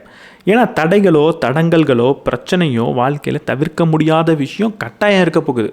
ஆனால் அதெல்லாம் உண்மையாக ஒரு பிரச்சனையா, உண்மையாக தடையான்னு பார்த்தா பல நேரத்தில் அது தடையாக இருக்கிறதே கிடையாது. பல நேரத்தில் அதுதான் பாதை. நம்ம பாதையை பார்த்துட்டு அதை தடைன்னு நினச்சிக்கிறோம். அந்த பாதை கொஞ்சம் கடினமாக இருக்குன்றத உணர்ந்த உடனே அது பாதைன்றதை மறந்து தடைன்னு நம்ம பார்க்க ஆரம்பிச்சிடுறோம். அப்போ லைஃப்பில் வரக்கூடிய பல தடைகளை பாதையாக பார்க்குறது எப்படின்ற மைண்ட் செட்டை நீங்கள் வளர்த்துக்கணும். உண்மையாக சொல்லப்போனால் அது பாதை தான். சின்ன தடை வரும், அந்த தடையை சரி செய்கிறதுக்காக ஒரு வேலை நீங்கள் செய்வீங்க. அந்த வேலையிலேருந்து ஒரு முக்கியமான பாடமும் அறிவும் உங்களுக்கு கட்டாயம் கிடைக்கும். என்னோடய லைஃப்பில் நான் இதை தொடர்ந்து பார்த்துருக்கேன். பல இடத்துல நான் உங்கள் கூட பகிர்ந்துக்கிட்டும் இருந்திருக்கேன். என்றைக்காவது ஏதாவது ஒரு தப்பு பண்ணும்போது தான் அந்த தப்பை சரி செய்யலான்ற முயற்சியில் நான் புது விஷயத்தை கற்றுக்கிட்டு இருப்பேன். ஒரு உதாரணத்துக்கு, இன்றைக்கி இந்த வீடியோவில் இந்த மைக்கை நான் ஒழுங்காக க்ளீன் பண்ணல, ஒழுங்காக இதை நான் பராமரிக்கலை, ஆடியோ ரொம்ப மோசமாக இருக்குது அப்படின்னா இந்த ஆடியோவை சரி செய்கிறதுக்கு என்ன செய்யலாம் அப்படின்னு நான் சாஃப்ட்வேரில் ஏதாவது பண்ணுவேன். புதுசாக ஒரு விஷயத்தை அங்கே நான் கற்றுப்பேன். அடுத்த தடவை என்னால் பெட்டராக ஹேண்டில் பண்ண முடியும் ஒரு ஆடியோவை. இப்படி நம்ம செய்யக்கூடிய வேலையில் ஏதாவது ஒரு தடை வந்துக்கிட்டே இருக்கும். அந்த தடையிலிருந்து தான் நம்ம பாடத்தை கற்றுப்போம். அதுதான் பாதையாக மாறும்.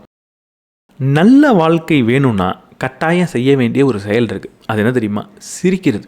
நம்ம இன்றைக்கி சிரிக்க மறந்துட்டோம். சிரிக்கணுன்றதே நம்ம ஞாபகம் வச்சுக்கிறதே கிடையாது.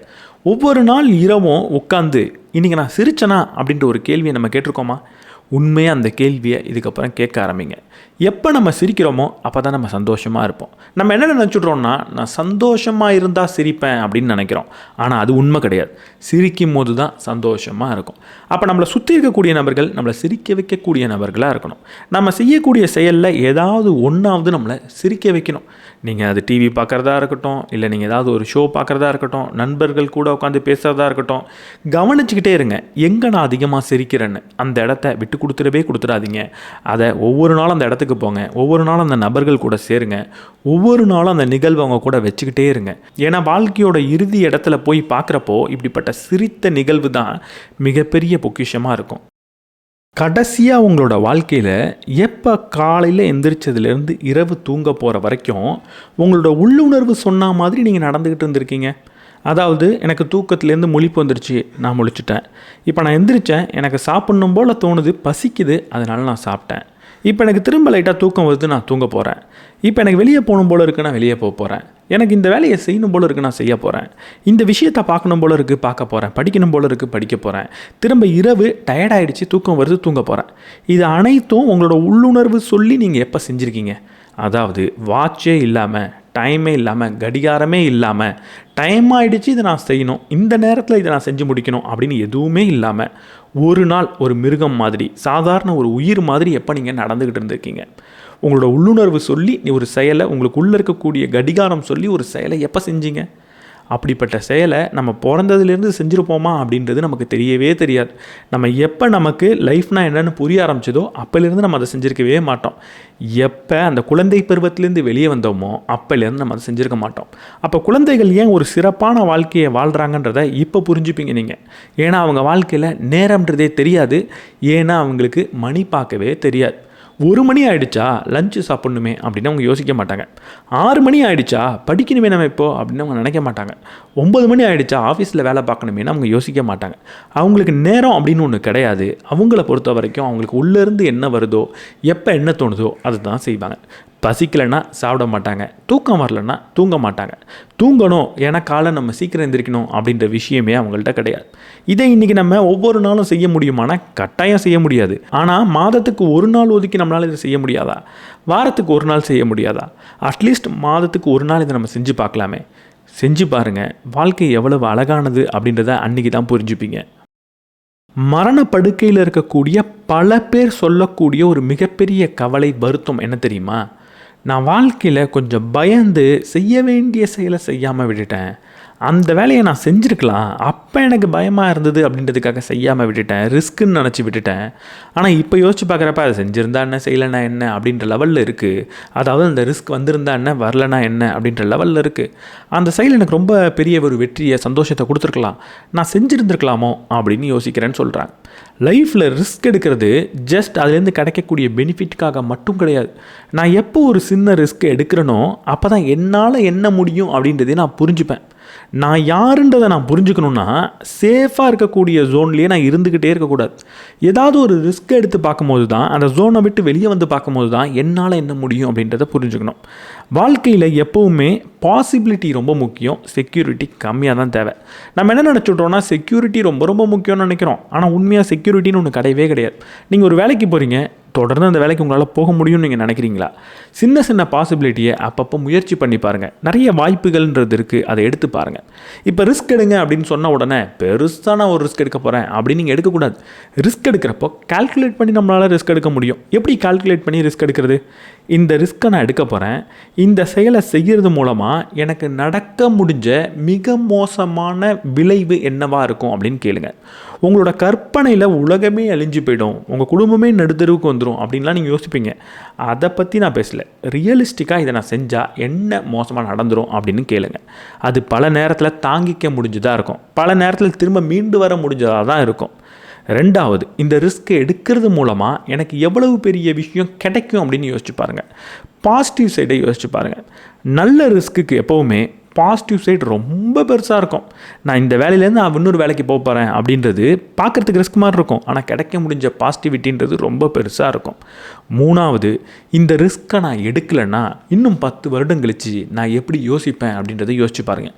பல நேரத்தில் அன்றைக்கி மட்டும் நான் அதை செஞ்சுருந்தேன்னா நான் வாழ்க்கையே மாறி இருக்கும் அப்படின்னு நம்ம சொல்லுவோம், இந்த மாதிரி ரிஸ்க்கை பார்த்து தான். அதை முன்கூட்டியே யோசிச்சு பார்த்துட்டிங்கன்னா அந்த ரிஸ்க்கை உங்களால் எடுக்க முடியும். நல்ல படங்களை, மூவிஸை, சினிமாவை நிறைய பாருங்கள். அதிலிருந்து பாடம் கற்றுக்க மறந்துடாதீங்க. ஒரு சினிமான்றது இருக்கிறதுலே ஒரு நல்ல ஃபார்ம் ஆஃப் ஆர்ட். அதை நீங்கள் கண்டிப்பாக என்ஜாய் பண்ணணும். இன்றைக்கி என்னோடய லைஃப்பில் எடுத்து பார்த்தீங்கன்னா, ஒன்று நான் ஆஃபீஸ் போகிற வேலையாக இருக்கும், இல்லை புக் சார்ந்த வேலை செய்வேன், இல்லை மூணாவது நான் சினிமா பார்த்துக்கிட்டு இருப்பேன். இதை மூணை தாண்டி நான் வேறு ஏதாவது செஞ்சுருக்கேனா அப்படின்றது எனக்கு பெருசாக தெரியல. சினிமா ஒரு நல்ல சினிமாவாக இருக்கிற பட்சத்தில் அது கிட்டத்தட்ட ஒரு புத்தகத்துக்கு சமமான விஷயம்தான். சினிமா நிறைய பாடங்களை உங்களுக்கு சொல்லித்தரும். எல்லா சினிமாவும் பாடம் சொல்லித்தருமானா சொல்லித்தராது.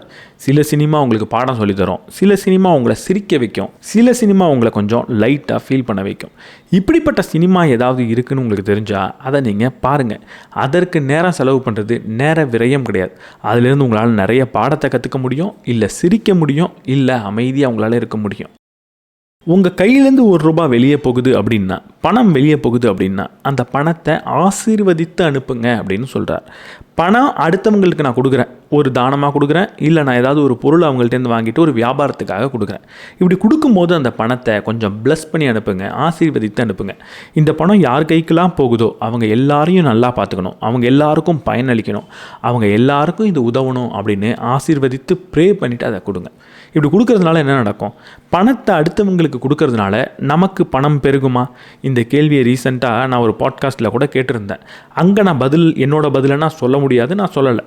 ஆனால் என்கிட்ட கேட்டிங்கன்னா என்னோடய பதில் என்னவாக இருக்கும்? பணம்ன்றது ஒரு சைக்காலஜி, அது ஒரு கணிதம் கிடையாது. இதை நம்ம பல வீடியோவில் தொடர்ந்து பேசிக்கிட்டு இருக்கோம். என்னோடய சைக்காலஜி எப்படி இருக்குன்றதை பொறுத்து தான் என்னோடய பணத்தை நான் எவ்வளவு சம்பாதிக்க போகிறேன், எவ்வளவு சேமிக்க போகிறேன், எவ்வளவு செலவு பண்ண போகிறேன் அப்படின்றது அமைது. ஒரு உதாரணத்துக்கு, ஒரு நபர் ₹1 கோடி சம்பாதிக்கிறார், இன்னொரு நபரும் ₹1 கோடி சம்பாதிக்கிறார். 2 பேரும் ஒரே மாதிரியான பணக்காரராக எதிர்காலத்தில் வருவாரானா? வரமாட்டார்.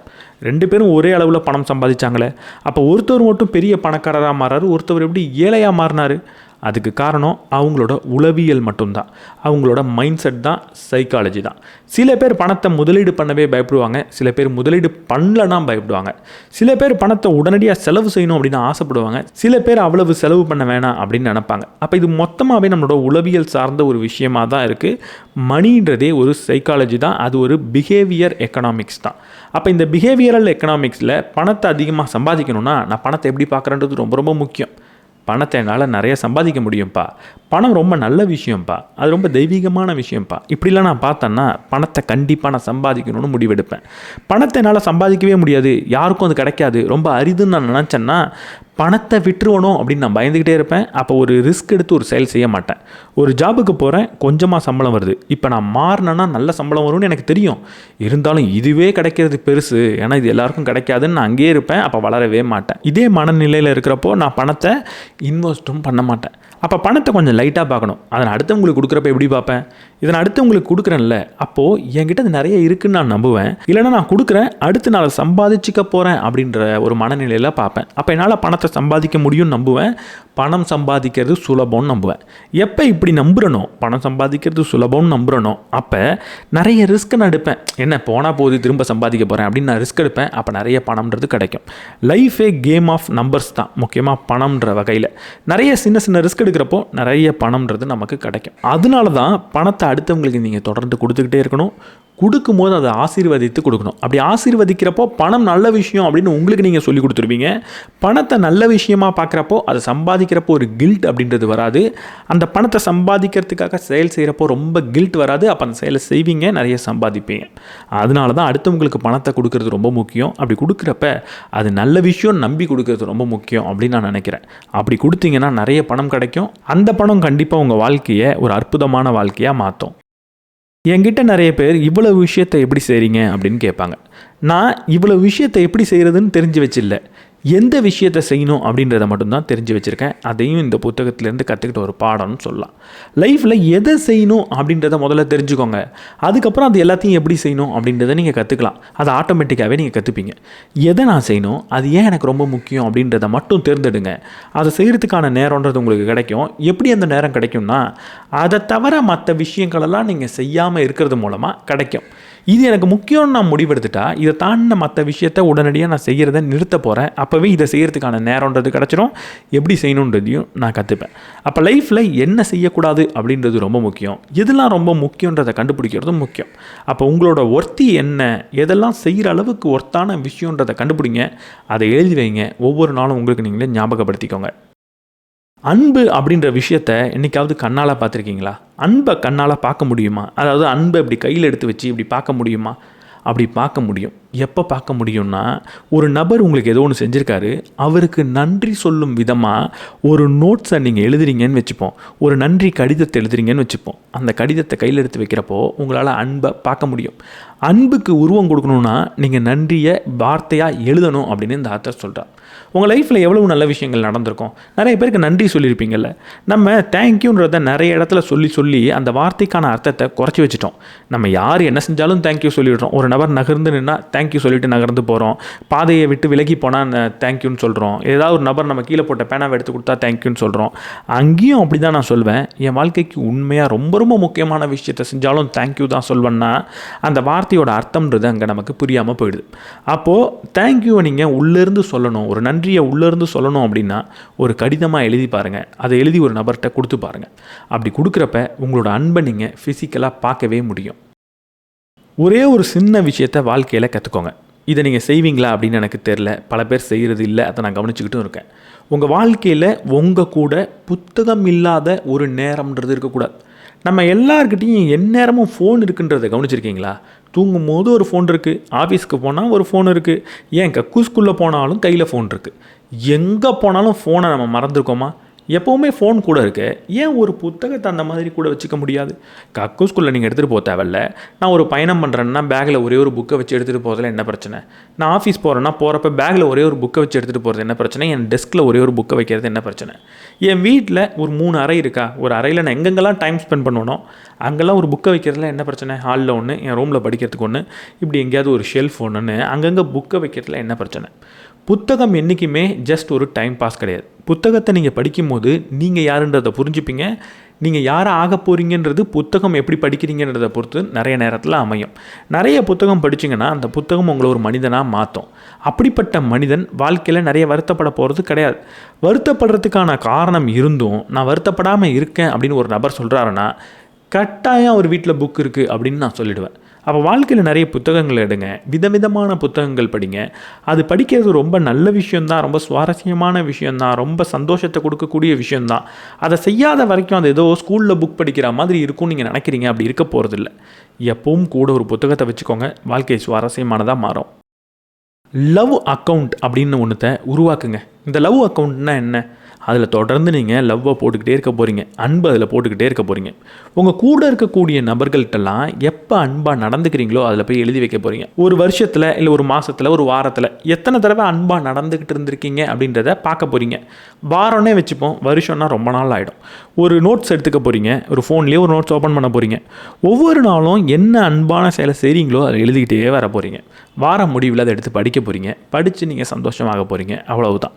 முக்கியமாக இதை யார் கூட செய்யும் போது நீங்கள் எழுதணும்னா, நான் முதல்ல சொன்ன மாதிரி முன்பின் தெரியாத நபர்களை பற்றி பேசலை, உங்களுக்கு ரொம்ப முக்கியமான நபர்களை பற்றி பேச போகிறேன்.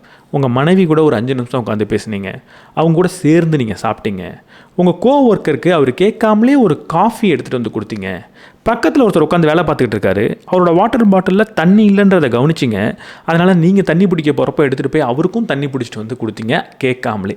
இப்படி சின்ன சின்ன செயல் உங்கள் கூட இருக்கக்கூடிய மனிதர்களுக்காக ஏதாவது செய்யுங்க. ஜென்யூனாக அவருக்காக அதை செய்யுங்க. அப்படி செய்கிறத எழுதி வைங்க. ஒவ்வொரு நாள் வார இறுதியிலையும் அதை சும்மா உட்காந்து படித்து பாருங்கள். அதுவே வாழ்க்கையை சுவாரஸ்யமாக மாற்றும், அர்த்தமுள்ளதாக மாற்றும்.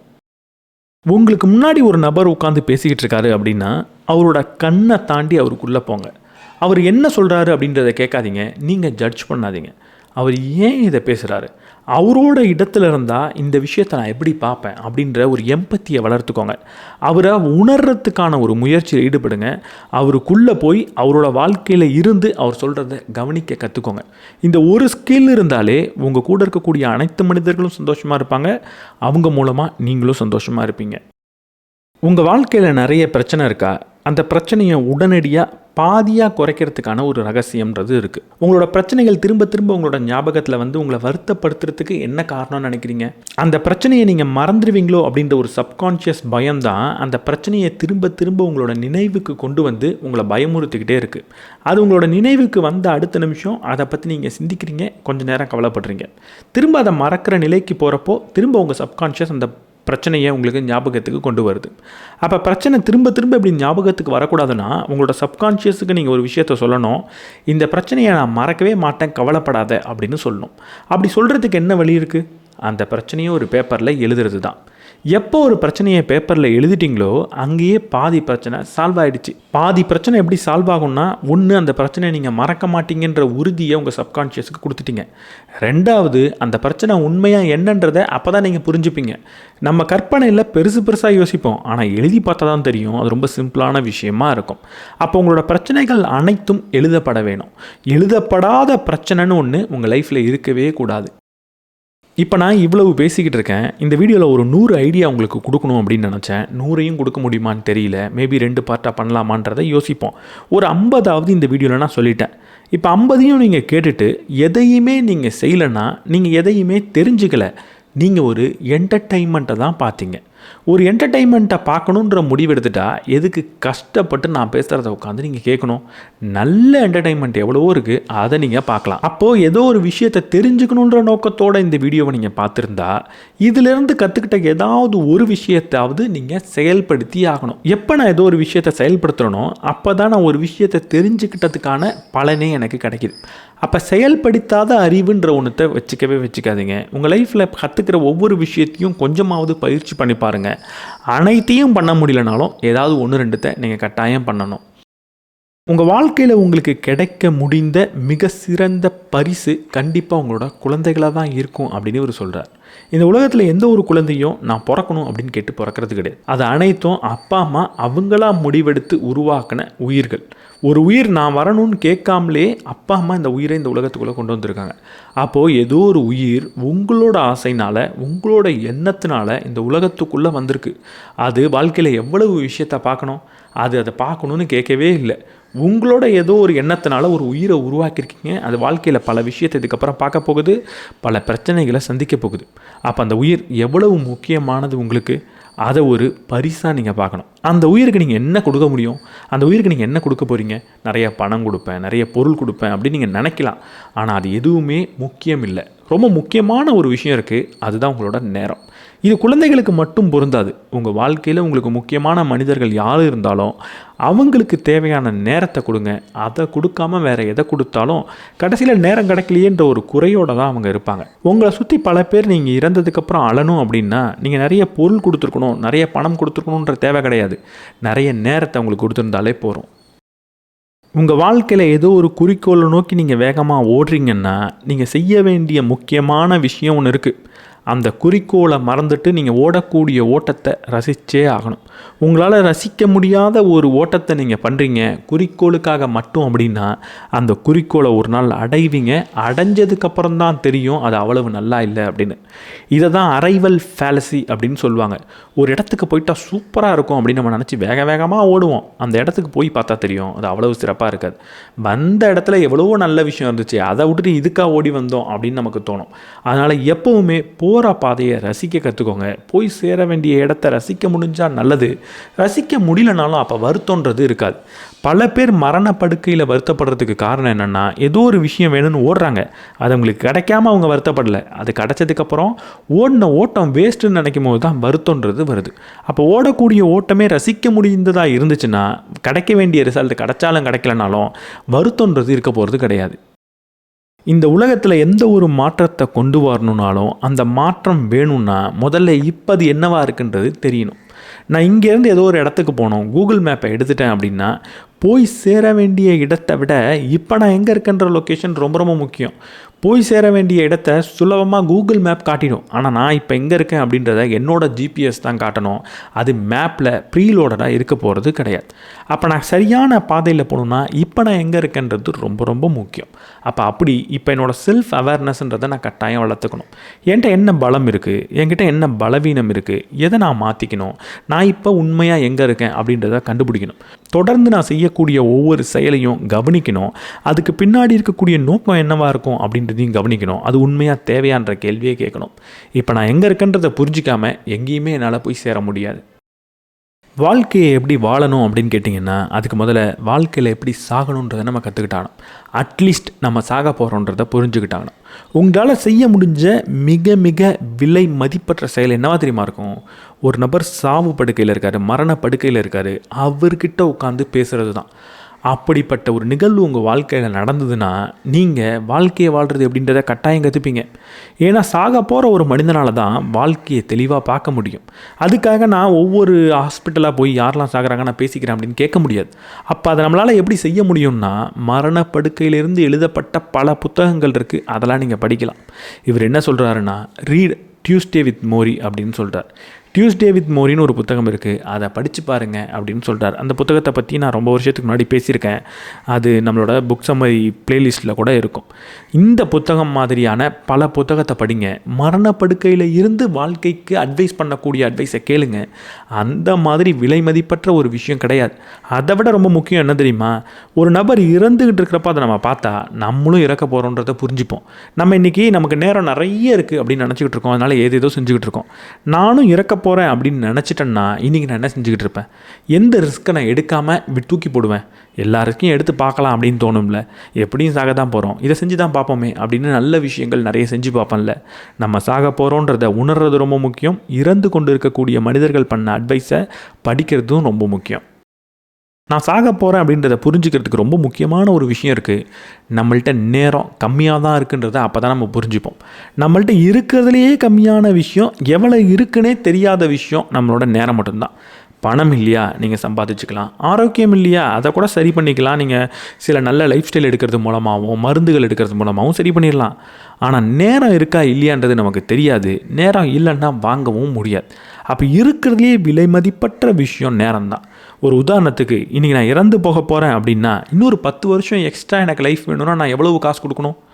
எவ்வளவு கொடுக்கணும்னு யாராலையும் சொல்ல முடியாது, கொடுத்து வாங்கவும் முடியாது. அப்போ இந்த நேரம்ன்றது யாராலையும் வாங்க முடியாத ஒரு விஷயமா இருக்கிறப்போ அதோட விலை என்ன? அதுக்கு விலைன்றதே கிடையாது. அப்போ இந்த நேரத்தை எப்படி நான் செலவழிக்கணும்? சும்மா உட்காந்து ஃபோனில் ஸ்க்ரோல் பண்ண போகிறோன்னா, தேவையில்லாத விஷயத்தை பற்றி கவலைப்பட போகிறோன்னா, சம்பந்தம் இல்லாத காசிப்பை பார்க்க போகிறோன்னா, யாரையோ பற்றி பேசுகிறத உட்காந்து கேட்க போகிறேன்னா, நல்ல வகையில், என்னை சந்தோஷப்படுத்தக்கூடிய வகையில், சிரிக்க வைக்கக்கூடிய வகையில், சிந்திக்க வைக்கக்கூடிய வகையில் எவ்வளவு செயல் செய்ய முடியும்? என் வாழ்க்கைக்கு தேவையான வகையில் இந்த நேரத்தை நான் பயன்படுத்தினேன்னா எதிர்காலத்தில் நேரம் வீணாயிடுச்சு, லைஃபே வேஸ்ட் ஆகிடுச்சு அப்படின்ற வருத்தம் எனக்கு இருக்க போகிறதே கிடையாது. ஒரு சிம்பிளான விஷயத்தை புரிஞ்சுக்கோங்க. நான் கோபத்தில் அன்றைக்கி அப்படி பேசாமல் விட்டுட்டேனே அப்படின்னு நான் வருத்தப்பட்டதே கிடையாது. நீங்களும் அப்படி வருத்தப்பட மாட்டீங்க. கோபத்தில் அப்படி பேசிட்டனே அப்படின்னு வருத்தப்படலாம். ஆனால் கோபத்தில் இந்த வார்த்தையை நான் சொல்லி திட்டாமல் விட்டுட்டேனே அப்படின்னு நம்ம வருத்தப்பட போகிறது கிடையாது.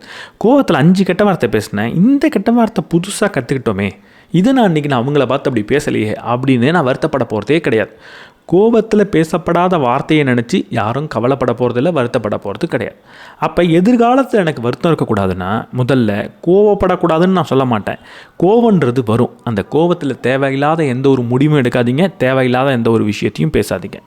கோபத்தை சரி செய்கிறதுக்கு சிறந்த மருந்து ஒன்று இருக்குது, அதுதான் தள்ளி போடுதல்.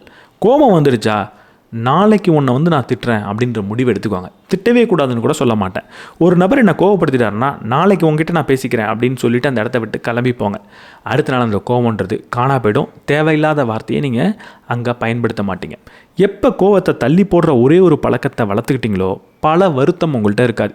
அன்றைக்கி அப்பா அம்மாட்ட அப்படி பேசிட்டோமே, அன்றைக்கி மனைவிட்ட நான் இப்படி பேசிட்டேனே அப்படின்னு எந்த ஒரு வருத்தமும் உங்கள்கிட்ட இருக்காது. ஒரு பெரிய கம்பெனி நல்லா இருக்கணும்னா எது ரொம்ப முக்கியம் தெரியுமா? ஒரு நல்ல போர்ட் ஆஃப் டைரக்டர்ஸ் அப்படின்றவங்க இருக்கணும். அவங்க தான் அந்த கம்பெனிக்கு எப்படிப்பட்ட முடிவு எடுக்கணும்னு சொல்லி கொடுப்பாங்க. ஒரு கம்பெனிக்கு ஒரு நல்ல போர்ட் ஆஃப் டைரக்டர்ஸ் வேணுன்றப்போ நம்மளோட வாழ்க்கைக்கு தேவை இல்லையா? நம்மளும் ஒரு நல்ல போர்ட் ஆஃப் டைரக்டர்ஸை உருவாக்கணும். லைஃப்பில் என்னைக்காவது கன்ஃபியூஸ்டாக இருக்கிறப்போ, தொலைந்து போன மாதிரி உணர்றப்போ, ஏதாவது ஒரு சந்தேகம் ஏற்படுறப்போ, ஏதாவது ஒரு முடிவெடுக்க வேணும் அப்படின்ற தேவை ஏற்படுறப்போ, அப்போது அந்த போர்ட் ஆஃப் டைரக்டர்ஸ் கிட்ட கன்சல்ட் பண்ணும். போர்ட் ஆஃப் டைரக்டர்ஸில் யாரெல்லாம் உட்கார வைக்க போகிறீங்க? ஒரு மார்க்கஸ் எரிலியஸை உட்கார வைக்கலாம், ஒரு சார்லி மங்கரை உட்கார வைக்கலாம், திருவள்ளுவரை உட்கார வைக்கலாம். இப்படி வாழ்க்கையில் பெரும் விஷயத்தை சொல்லி கொடுத்த நபர்களை உட்கார வைங்க. அவங்கள்ட்ட பேசுங்க. அவங்களெல்லாம் ஃபிசிக்கலாக கொண்டு வந்து உட்கார வைக்கணும்னு நான் சொல்லலை. அவங்கள படித்து புரிஞ்சுக்கோங்க. அவங்க எப்படி சிந்திக்கிறாங்கன்றதை கற்றுக்கோங்க. அவங்கள உங்களோட போர்ட் ஆஃப் டைரக்டர்ஸாக உட்கார வைங்க. அதுக்கப்புறம் வாழ்க்கையில் முடிவெடுக்க முடியாத நிலையில் இவர் என்ன நமக்கு சொல்லிக் கொடுப்பாரு அப்படின்னு அவர்கிட்ட கற்பனையில் பேசி பாருங்கள். அவரே உங்களுக்கு தெளிவு கொடுப்பாரு. அவரே உங்களை வாழ்க்கையில் வழி நடத்துவார். நீங்கள் சந்தோஷமாக வாழணுன்னா ஒரே ஒரு விஷயத்தை செய்யணும். உங்கள் மனது குரங்கு மாதிரி அங்கேயும் இங்கேயும் ஓடும். அதை ஓட விடாமல் தடுக்கணும்.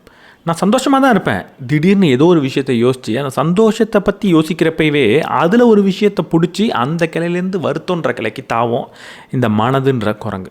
அப்போ அதை கட்டுப்படுத்துறது எப்படின்றத கற்றுக்கணும். ரொம்ப சிம்பிள். நான் முதல்ல சொன்ன மாதிரி அமைதியாக இருக்கிறது எப்படின்றத கற்றுக்கோங்க. தனிமையில் இருக்கிறது எப்படின்றத கற்றுக்கோங்க. இதை கற்றுக்கிட்டிங்கன்னா தேவையில்லாமல் இந்த குரங்கு அங்கேயும் இங்கேயும் தாவாது. பல நேரத்தில் அது இப்படி தாவறதுனால தான் வருத்தன்றதே உருவாகுது. லைஃப்பில் சாதாரண விஷயம் தான் நடந்திருக்கும். ஆனால் இந்த குரங்கு தேவையில்லாமல் ஒரு கிளையில் போய் உட்கார்றதுனால நம்ம ஏதோ ஒரு விஷயத்தை நினச்சி வருத்தப்படுவோம். அப்போ வருத்தப்படக்கூடாதுன்னா இந்த குரங்கு அந்த கிளைக்கே போகக்கூடாது. அப்போ இதை எப்படி அமைதிப்படுத்துறது, எப்படி இதை தனிமையில் உட்கார வைக்கிறதுன்றதை கற்றுக்கணும். உங்களால் வளர்த்துக்க முடிஞ்ச மிக உயரிய ஒரு குணம் என்ன தெரியுமா? எனக்கு இது வேணும்னு வாய் திறந்து கேட்குறது தான். எனக்கு முன்னாடி ஒரு நபர் இருக்கார், கையில் ஒரு புத்தகத்தை வச்சு படிச்சுக்கிட்டு இருக்கார். இப்போ எனக்கு அந்த புத்தகத்தை கேட்கணும் அப்படின்னு தோணுது. இப்போ நான் என்ன பண்ணுறேன், அந்த புத்தகத்தை கொஞ்சம் தரீங்களா அப்படின்னு கேட்குறேன். அவர் என்ன செய்வார்? ஒன்று இந்தாங்க அப்படின்னு கொடுப்பாரு, இல்லை தர முடியாது அப்படின்னு சொல்வார். இப்போது அந்த புத்தகம் எனக்கு வேணும், ஆனால் அவர்கிட்ட நான் கேட்கவே இல்லை. இப்போ அவர் என்ன செய்ய முடியும்? அதை தரவே முடியாது இல்லையா? அப்போ எப்போ எனக்கு வேணும்னு வாய் திறந்து கேட்குறனோ அப்போ தான் அது கிடைக்கிறதுக்கான வாய்ப்பையே நான் உருவாக்குறேன். கேட்டால் கிடச்சிருமானா கிடைக்காம போகிறதுக்கான வாய்ப்பு இருக்குது. ஆனால் கேட்கலனா கிடைக்காம போகிறதுக்கான வாய்ப்பு மட்டும்தான் இருக்குது அப்படின்றத புரிஞ்சுக்கணும். உங்களுக்கு ஏதாவது ஒரு விஷயம் வேணும்னா வாய் திறந்து கேளுங்க. உங்களுக்கு ஆஃபீஸில் ஏதாவது ஒன்று வேணுமா, போய் பேசி அது எனக்கு வேணும்னு சொல்லுங்கள். உங்களுக்கு நண்பர்கள்கிட்டேருந்து ஒன்று வேணுமா கேளுங்க. முன்பின் தெரியாத நபர்கிட்ட உதவி கேட்கணுமா கேளுங்க. உதவி செய்யுங்கன்னு நீங்கள் கேட்டு பார்த்தா தான் தெரியும் இந்த உலகத்தில் எவ்வளவு பேர் உங்களுக்கு உதவி செய்ய தயாராக இருந்துக்கிட்டு இருந்திருக்காங்க அப்படின்னு. வாய் திறந்து கேளுங்க, பல விஷயம் உங்களுக்கு சேரும். நீங்கள் லைஃப்பில் எந்த செயல் வேணாலும் செய்யலாம். எந்த செயல் செஞ்சாலும் செய்யறதுக்கு முன்னாடி கேட்க வேண்டிய ஒரு கேள்வி இருக்குது. நம்ம பொதுவாக என்ன கேட்போம்னா, இதை எப்படி செய்கிறது அப்படின்னு கேட்டுருவோம். ஒரு செயலை எப்படி செய்யணும் அப்படின்னு தெரிஞ்சால் அவருக்கு ஒரு வேலை கிடைக்கும். ஒரு செயலை ஏன் செய்யணும் அப்படின்னு அவருக்கு தெரிஞ்சால் அவர் வேலை செய்ய தெரிஞ்ச நபர்களுக்கு பாஸாக மாறிடுவார். அப்போ லைஃப்பில் இது வரும் ஒரு ப்ரொஃபஷ்னல் லைஃப்க்கு மட்டும் வராது. உங்களுக்கு எல்லா இடத்துலையும் ஒரு செயல் செய்கிறப்போ ஏன் செய்யணும் அப்படின்ற நோக்கம் தெரியணும். நம்ம நோக்கம் என்ன அப்படின்றத புரிஞ்சுக்கிட்டாலே உண்மையாக அந்த செயலை செய்யணுமா செய்ய வேணாமா அப்படின்றத புரிஞ்சுப்போம். எனக்கு ஒரு பைக் வாங்கணும் போல் இருக்குது. இப்போது அந்த பைக்கை ஏன் நான் வாங்கணும்னு நினைக்கிறேன் அப்படின்ற நோக்கத்தை புரிஞ்சுக்கிறப்போ உண்மையாக அது எனக்கு வேணுமா வேணாமான்றதை புரிஞ்சுப்பேன். சில சமயம் எனக்கு ரொம்ப தேவைப்படுது, இல்லை எனக்கு ரொம்ப பிடிச்சிருக்கு, அதோட ஸ்டைலிங் எனக்கு பிடிச்சிருக்கு, இல்லை எனக்கு அதிகமாக நிறைய இடத்துக்கு நான் ட்ராவல் பண்ணுறேன், எனக்கு ஒரு பைக் இருந்தால் நல்லாயிருக்கும், பக்கத்தில் போயிட்டு வரதுக்கு யூஸ் ஆகும் அப்படின்னா அதை நான் வாங்கலாம். சில சமயத்தில் அவன் வச்சுருக்கான் அதனால் எனக்கு வேணும் அப்படின்னு சில சமயத்தில் பதில் வரலாம். அப்படிப்பட்ட நேரத்தில் அது எனக்கு தேவையே இல்லைன்றதை நான் புரிஞ்சுப்பேன். அப்போ எந்த செயல் செஞ்சாலும் அதை செய்கிறதுக்கு முன்னாடி இதை ஏன் செய்யணுன்ற கேள்வியை கட்டாயம் கேட்டே ஆகணும். உங்கள் வாழ்க்கையில் நேரம் வீணடிக்கப்படலாமானா வீணடிக்கப்படலாம். ஆக்சுவலாக வீணடிக்கவே முடியாது. நான் ஒரு சினிமா பார்க்குறேன், நான் ரீல்ஸ் பார்க்க போகிறேன், இல்லை சும்மா உட்காந்து ஏதாவது பண்ண போகிறேன் சம்மந்தமே இல்லாமல் அப்படின்னா அதெல்லாம் நேரத்தை வீணடிக்கிறது கிடையாது. அதெல்லாம் நீங்கள் பண்ணலாம். அதெல்லாம் எப்போ செய்கிறீங்கன்றதை பொறுத்து தான் அது வீணடிக்கப்பட்ட நேரமா இல்லை பயனளிக்கப்பட்ட நேரமா அப்படின்றது முடிவாகுது. அப்போ நான் ஒவ்வொரு நாளும் இந்த நேரத்தில் இந்த செயலை செய்வேன் திட்டம் தீட்டுறேன். சாயங்காலம் ஒரு அரை மணி நேரம் ரீல்ஸ் பார்க்க போகிறேன்னு முடிவெடுத்து அதை நான் பண்ணேன்னா அது வீணடிக்கப்பட்ட நேரம் கிடையாது. அப்போ எப்போ தெரியுமா ஒரு ரீல்ஸ் பார்க்குறப்ப அந்த நேரம் வீணடிக்கப்படுது? நான் அந்த நேரத்தை ரீல்ஸ் தான் பார்ப்பேன்னு ஒரு திட்டம் திட்டலை, சும்மா இருக்கனே அப்படின்றதுக்காக ரீல்ஸ் பார்த்தா அது வீணடிக்கப்பட்ட நேரம். அப்போ சும்மா இருக்கிற நேரத்தில் நான் என்ன செய்யணும்? ரொம்ப சிம்பிள். எப்போல்லாம் உங்களுக்கு நேரம் இலவசமாக கிடைக்குதோ, போர் அடிக்குதோ, சும்மா இருக்கீங்களோ, முன்னாடி நான் ஒரு பிளானே பண்ணல, இந்த டைம் சும்மா ஆகிடுச்சு, இந்த நேரத்தில் எனக்கு எதுவுமே பண்ணுறதுக்கு இல்லை அப்படின்னு கண்டுபிடிக்கிறீங்களோ அந்த நேரத்தில் என்ன செய்யணும்? அந்த நேரத்தில் உங்களோட ஸ்கில் என்னவோ அதை வளர்க்குறதுக்காக மட்டும்தான் பயன்படுத்தணும். உங்களோட டேலண்ட்டை வளர்க்குறதுக்காக மட்டும்தான் நீங்கள் பயன்படுத்தணும். உங்களோட ஸ்கில் என்ன? நீங்கள் எந்த செயலை செய்யணும்னு நினைக்கிறீங்க, எதை வளர்த்துக்கணும்னு நினைக்கிறீங்க, அந்த ஸ்கில்லை வளர்த்துக்கிறதுக்காக மட்டும்தான் இப்படி இலவசமாக கிடச்ச நேரத்தை பயன்படுத்தணும். மற்ற நேரத்தில் ஏதாவது பண்ணணும், இந்த ரீல்ஸ் பார்க்கணும், சினிமா பார்க்கணும் அப்படின்னா அதை திட்டம் தீட்டி நாளைக்கு இந்த நேரத்தில் இந்த டைமில் பண்ணுவேன் அப்படின்னு தான் பண்ணணும். இலவசமாக பிளானே பண்ணாமல் கிடைக்கிற நேரத்தில் தான் நம்ம இந்த செயலை செஞ்சிடவே கூடாது. இயற்கையோட நேரம் செலவழிங்க. எப்போ இயற்கையோட நேரத்தை செலவிடுறீங்களோ அப்போ உங்களுக்கே தெரியாமல் பல விஷயத்தை கற்றுப்பீங்க. மனிதன் இயற்கையோடு தான் பல லட்சம் வருஷமாக வாழ்ந்துட்டு வந்துட்டு இருந்தான். அவன் இயற்கை கூட பல விஷயங்களை சப்கான்ஷியஸாக புரிஞ்சு வச்சுக்கிட்டு இருக்கான். அந்த நேரத்தில் அட்லீஸ்ட் அவனுக்கு ஸ்ட்ரெஸ்ஸுன்றது குறையும், நான் வீட்டில் இருக்கேன் அப்படின்ற ஒரு உணர்வு வரும், ஒரு நிம்மதின்றது அவனுக்கு கிடைக்கும். அப்போ எப்பெல்லாம் டைம் கிடைக்குதோ வாரத்துக்கு ஒரு முறையாவது இயற்கையாக இருக்கக்கூடிய ஒரு சூழலுக்கு போய் கொஞ்ச நேரம் ஃபோன் இல்லாமல் ஹெட்செட் இல்லாமல் வாக்கிங் போயிட்டு வாங்க. உங்கள் லைஃப்பில் இருக்கிற பல பிரச்சனைக்கு தீர்வு கிடைக்கும். பல பிரச்சனைகள் பிரச்சனையே இல்லைன்றதை புரிஞ்சுப்பீங்க. உங்களோட ஸ்ட்ரெஸ் லெவல்ன்றது கட்டாயம் குறையும். ஒரு சின்ன ஸ்டடி என்ன சொல்லுதுன்னா, ஒவ்வொரு மனிதனும் 250 மணி நேரம் வருஷத்துக்கு ட்ராவல் பண்ணுறான் அப்படின்னு சொல்லுது. காரில் உட்காந்துக்கிட்டோ, ட்ரெயினில் உட்காந்துட்டோ, பஸ்ஸில் உட்காந்தோ அவன் 250 மணி நேரம் ஒவ்வொரு வருடமும் பயணிக்கிறான் அப்படின்னு சொல்லுது. அப்போ இந்த நேரத்தை எப்படி பயன்படுத்தணுன்றதை கற்றுக்கோங்க. ட்ராவல் டைமை பயன்படுத்துறது எப்படி அப்படின்றத கட்டாயம் நீங்கள் கற்றுக்கிட்டாகணும். ஒன்று புத்தகம் படிக்கலாம், இல்லை ஒரு பாட்காஸ்ட் கேட்கலாம். இந்த நேரத்தை ஸ்பெசிஃபிக்காக பிளான் பண்ணி நீங்கள் பயன்படுத்திக்கிட்டிங்கன்னா பல விஷயத்தை நீங்கள் கற்றுப்பீங்க. இந்த ட்ராவல் டைம் எப்படி பார்த்தாலும் ஒரு சாதாரண ஒரு டைம் தேவையில்லாமல் தான் அது போக போகுது. இந்த நேரத்தை பயனுள்ள வகையில் நீங்கள் பயன்படுத்திட்டிங்கன்னா மீதி இருக்கக்கூடிய நேரத்தை உங்களுக்கு பிடிச்ச வகையில் நீங்கள் பயன்படுத்துறதுக்கான வாய்ப்புன்றது கிடச்சிரும். ஒரு உதாரணத்துக்கு ஒரு பாட்காஸ்ட் கேட்கணும்னு நினைக்கிறீங்க, ஆனால் அது கேட்குறதுக்கான மூடே உங்களுக்கு இல்லை. ட்ராவல் டைமில் அதை கேட்டுட்டிங்கன்னா அந்த ட்ராவலோடு சேர்த்து அதுவும் போயிடும். அதுக்கப்புறம் ஈவினிங் நேரத்தில் இல்லை உங்களுக்கு ஃப்ரீ டைமில் உங்களுக்கு பிடிச்ச மாதிரி ஒரு வீடியோ கேம் ஆடலாம், சினிமா பார்க்கலாம். ட்ராவல் டைமை பயன்படுத்த கற்றுக்கிட்டிங்கன்னா உங்களுக்கு தேவையான டைம்ன்றது உங்களுக்கு கிடைக்கும். ஒரு முக்கியமான விஷயத்த சொல்கிறார். வாரத்துக்கு ஒரு நாளாவது நியூஸ் ஃபாஸ்ட் பண்ண சொல்கிறார். அதாவது செய்திகள் விரதம் எடுக்க சொல்கிறார். எந்த ஒரு நியூஸும் படிக்காமல் நியூஸும் பார்க்காம இருங்கன்னு சொல்கிறார். நான்லாம் என்ன சொல்லுவேன்னா, நியூஸே பார்க்காதீங்க படிக்காதீங்கன்னு சொல்லுவேன். ஏன்னா இன்றைக்கி இருக்கக்கூடிய நியூஸ் சேனல் ஏதாவது ஒரு கட்சி சார்ந்ததாக இருக்குது, இல்லை ஏதாவது ஒரு நபரை ப்ரொமோட் பண்ணுறதா இருக்குது. அது கண்டிப்பாக செய்திகளை இருக்கிற மாதிரி சொல்லாது. அது ஒரு பர்ஸ்பெக்டிவை தான் உங்களுக்கு கொடுக்கும். அப்போ தேவையில்லாமல் நீங்கள் நியூஸ் பார்க்கவே தேவையில்லை. பல நியூஸ் உங்களுக்கு தேவையானதே கிடையாது. உங்களுக்கு தேவையான நியூஸாக இருந்தால் கட்டாயம் உங்களை அது சேரும். நீங்கள் ஏதோ ஒரு நியூஸை பார்த்தீங்கன்னா அதுலேருந்து ஒப்பீனியன் தான் வருமே தவிர உண்மையான அறிவுன்றது வரப்போகிறதில்ல. அந்த நேரத்தில் புத்தகம் படிங்க, அது ஒரு நல்ல பர்ஸ்பெக்டிவாவது கொடுக்கும். இதோட இந்த வீடியோவை இங்கே நம்ம முடிச்சிடலாம். இந்த வீடியோவில் நான் உங்களுக்கு ஒரு 100 பாடத்தை சொல்லணும் அப்படின்னு ஆரம்பித்தேன். ஆனால் 100 முடியாதுன்னு எனக்கு தெரிஞ்சது. ஒரு 50 சொல்லலாம்னு நினச்சேன். ஆனால் எனக்கு தெரிஞ்சு ஒரு 45 சொல்லியிருப்பேன்னு நினைக்கிறேன். வெளியே ரொம்ப இறைச்சலாக இருக்குது, நிறைய கன்ஸ்ட்ரக்ஷன் ஒர்க்ஸ் போகுது. அதனால் இதுக்கு மேலே இதை நான் சொன்னேன்னா இந்த வீடியோ உங்களுக்கு ரொம்ப கடினமானதாக மாறும்னு நினைக்கிறேன். அடுத்த பார்ட் நீங்கள் வேணும்னு கமெண்ட் செக்ஷனில் சொன்னீங்கன்னா மீதி இருக்கக்கூடிய பாடங்களையும் நான் இன்னொரு பகுதியாக போட்டு சீக்கிரமே வெளியிடுறேன். ஸோ அந்த பார்ட் வேணும்னா கமெண்ட் செக்ஷனில் சொல்லுங்கள். இந்த வீடியோ பற்றி என்ன நினைக்கிறீங்கன்றதையும் கமெண்ட் செக்ஷனில் சொல்லுங்கள். இந்த வீடியோ உங்களுக்கு பிடிச்சிருந்தால் லைக் பண்ணிவிட்டு உங்கள் நண்பர்களோட ஷேர் பண்ணுங்கள். நம்ம சேனலுக்கு நீங்கள் புதுசாக இருந்தீங்கன்னா சப்ஸ்கிரைப் பண்ணிவிட்டு பெல் பட்டனை ப்ரெஸ் பண்ணிவிடுங்க.